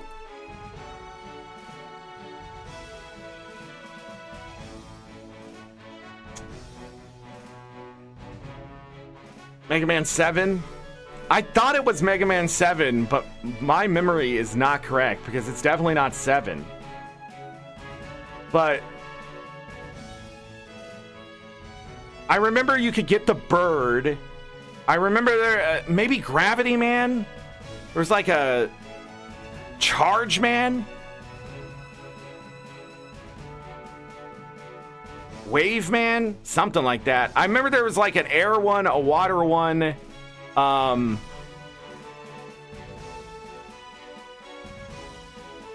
But like you got all the letters, you get the bird. Yeah, I keep thinking it's Mega Man 5, but every time I see Mega Man 5, it just doesn't look like Mega Man 5. I remember the game 8 Eyes.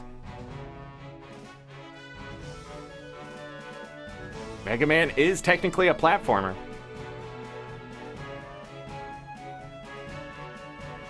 I don't know. Now we gotta look it up. Alright, this background music's getting a little old, huh? Mega Man 5. Let me see. Stone Man, Charge Man, Wave Man. Yeah, okay, Starman. Yeah, that's the one I played. Gyro Man, Napalm Man. Dude, I played the hell out of Mega Man 5. I played the hell out of Mega Man 5. I would just casually play through that game and beat it. Just casually. The passwords were so complicated that I never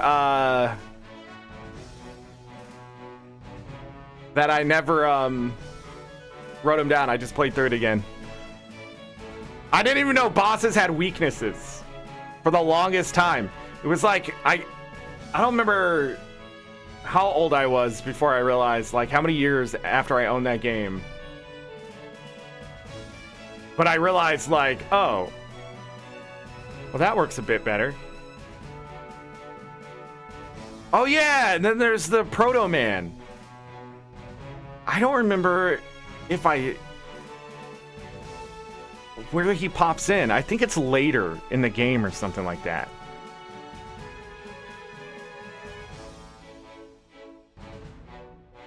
But yeah. Waveman was a fun fight. I remember that. Waveman being really fun. And the... Who's the Gravity one? I already forgot. It is Gravity Man? Yeah. Gravity one's a fun fight because he makes you like flips you to the top side and you just blast him anytime you get thrown up because he has to fall down and you time it and everything. Yeah. If you think Mega Man 5 is a hard game, just know that I was beating that as a younger Zorric. Easily. Charge Man is the most fun ability in any Mega Man game because you know what it is? It's literally the slide that's overpowered, except they make it stronger. There's one.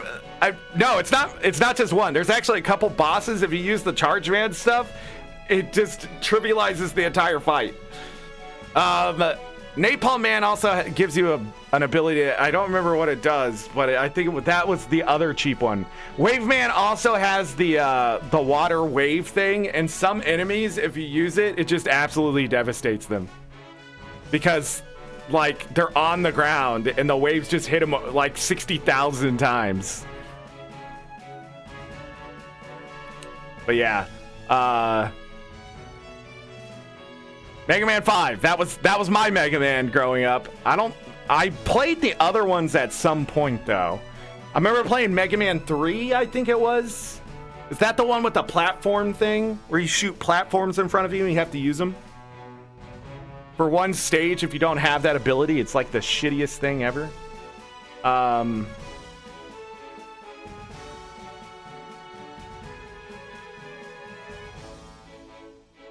But I remember playing that Mega Man, and I had played an arcade Mega Man with like Leaf Man, and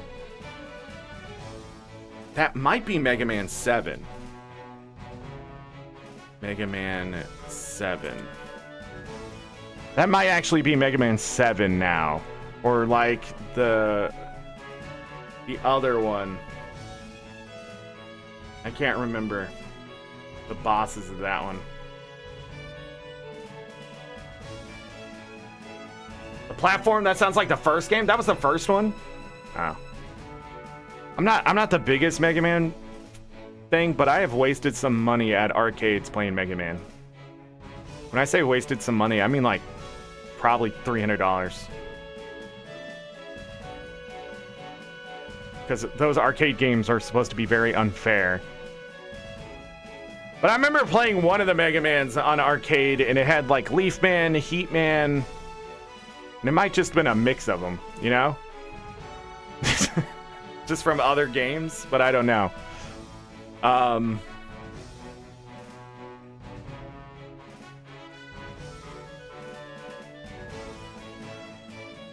Yeah, that's my Mega Man history. Anyhow, I think we're gonna call it for today. We started early too today because wanted to get done early.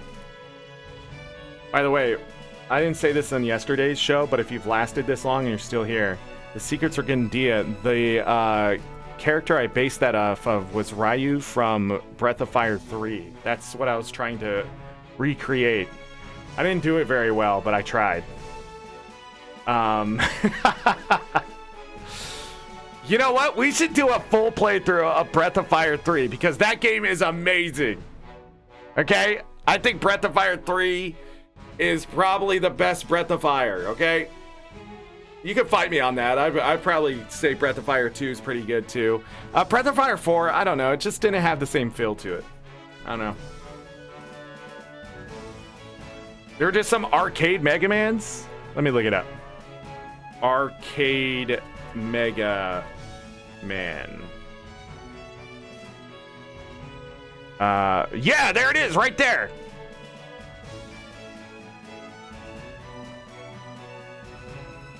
Does it have a name? Power Power Battle? It's just called Mega Man Power Battle? What?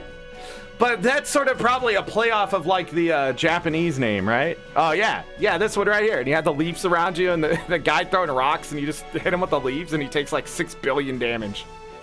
Oh, yeah. Wait a second.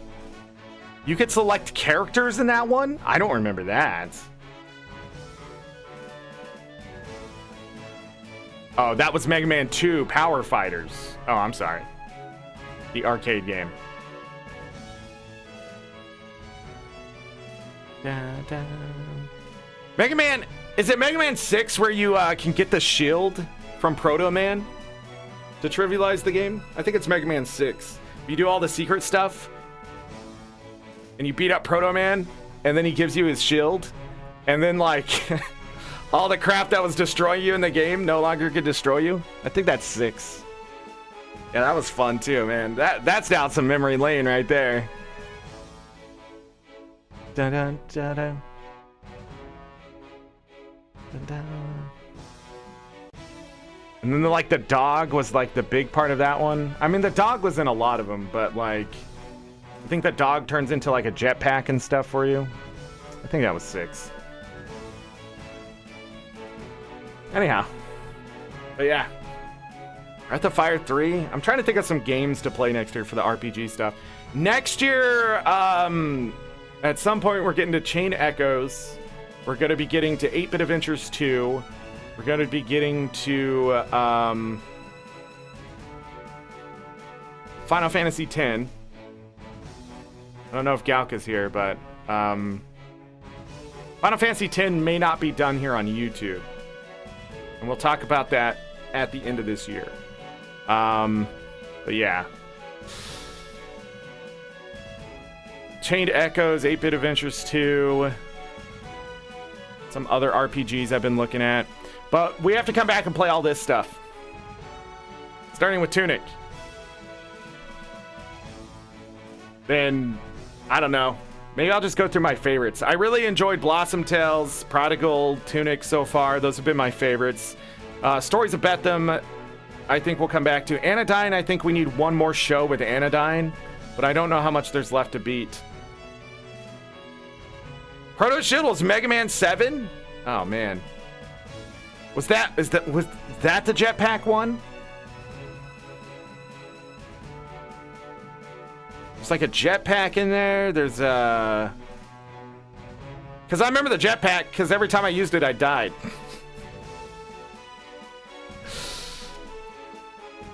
Yeah, it had to be Mega Man 7. Mega Man 7 was a cruel game. It was hard. I don't remember what was in 6 then. Maybe the 6 was just the dog jump or something? I don't remember. Jetpack was Mega Man 6? I'm mixing them together? No, there's got to be a jetpack in Mega Man 7. There's no way. I remember there being a jetpack.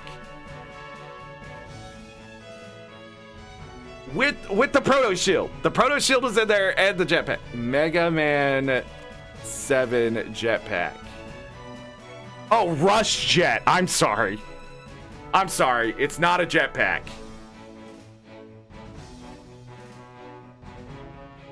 You never finished 7? You get the Rush Jet before that. You have to have all the other secret stuff to get the shield, if I remember right. Because it was the way, because you have to find Proto Man in like every level, and he gives you hints at stuff.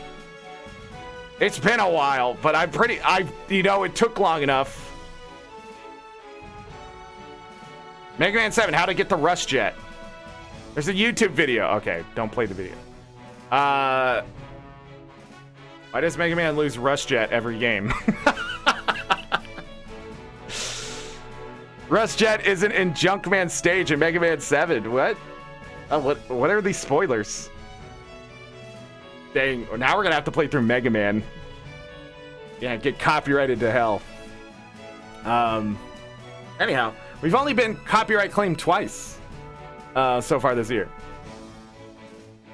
And it's been Christmas music. for this event.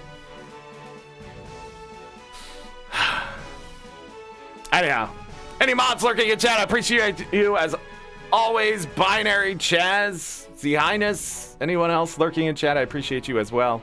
Thank you for the conversation. Sorry that Master Key just irritated the snot out of me. I don't think I've been irritated at a game that badly, that quickly in a long time. In a very, very long time. And everybody was going to be worried it was going to be Tunic. But not enough people probably needed a little more research on Master Key. But tomorrow we're going to be in Castaway. So hopefully that isn't a terrible experience too. But if it is, Crypt Custodian, I guess, has a lot of charm and stuff to it that we've gotten used to in the previous games. So I'm still not sure how I feel about Secrets of Grindia. I'm not sure how I feel about that game. I feel like it's a 9 out of 10 game, but maybe it's not. Maybe 8.5 out of 10. It's not very Zelda-like either. So, but you know, we'll see. But that's it. Again, some dates to go over. Christmas Eve day, next Tuesday, it will be Guild Wars 2. We're reviewing the first major update, which shouldn't take that long in all honesty. So we'll probably do some grind in the game and that kind of stuff. Going around Janther a little bit for the end of the year. Probably some Winter's Day stuff. Who knows? Not sure what I'm doing for Christmas, but after Crypt Custodian on Thursday, we will be in Stardew Valley Expanded on Friday, just so we can get back into that. And then next Monday will be Stardew Valley Expanded as well. And then starting a week from now, but more, next week, next Thursday, we will be back into, I think Tunic is where we're going to start and start playing through these games. So Tunic, and then we'll be mixing in Stardew Valley Expanded with that stuff going into the new year. But December 31st, we also have a short show to go over what happened here on YouTube and just talk about YouTube and the great year that I've had, thanks to all of you.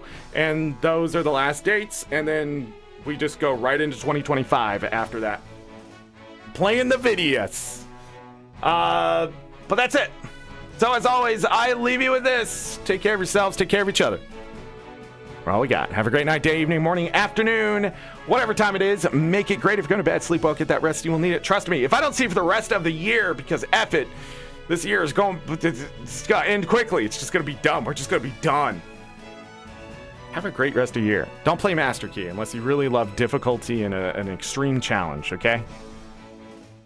It's only $12 though, so you know, there's worse money to spend things on, am I right? You get a Starbucks, you get those extra shots, it's like fucking $11. Let's just be honest. $11 for a coffee? Are you kidding me? What are you doing with that coffee? Like, is it gonna save your life? No. So just go buy Master Key and then take years of your life off of that game. Actually, probably not. Playing video games is good for you in the long run, in all honesty. You know? I'm just saying. No good. Do that. Anyhow, Merry Christmas, Happy New Year, whatever you're celebrating. Make sure you eat plenty of food. You play plenty of video games. Tell people that you love them. Bring in a good New Year, okay? The VODs will always be here to keep you company. Other than that, I'm going to get out of here and probably have to adult now that I ended early. Great. All right, bye.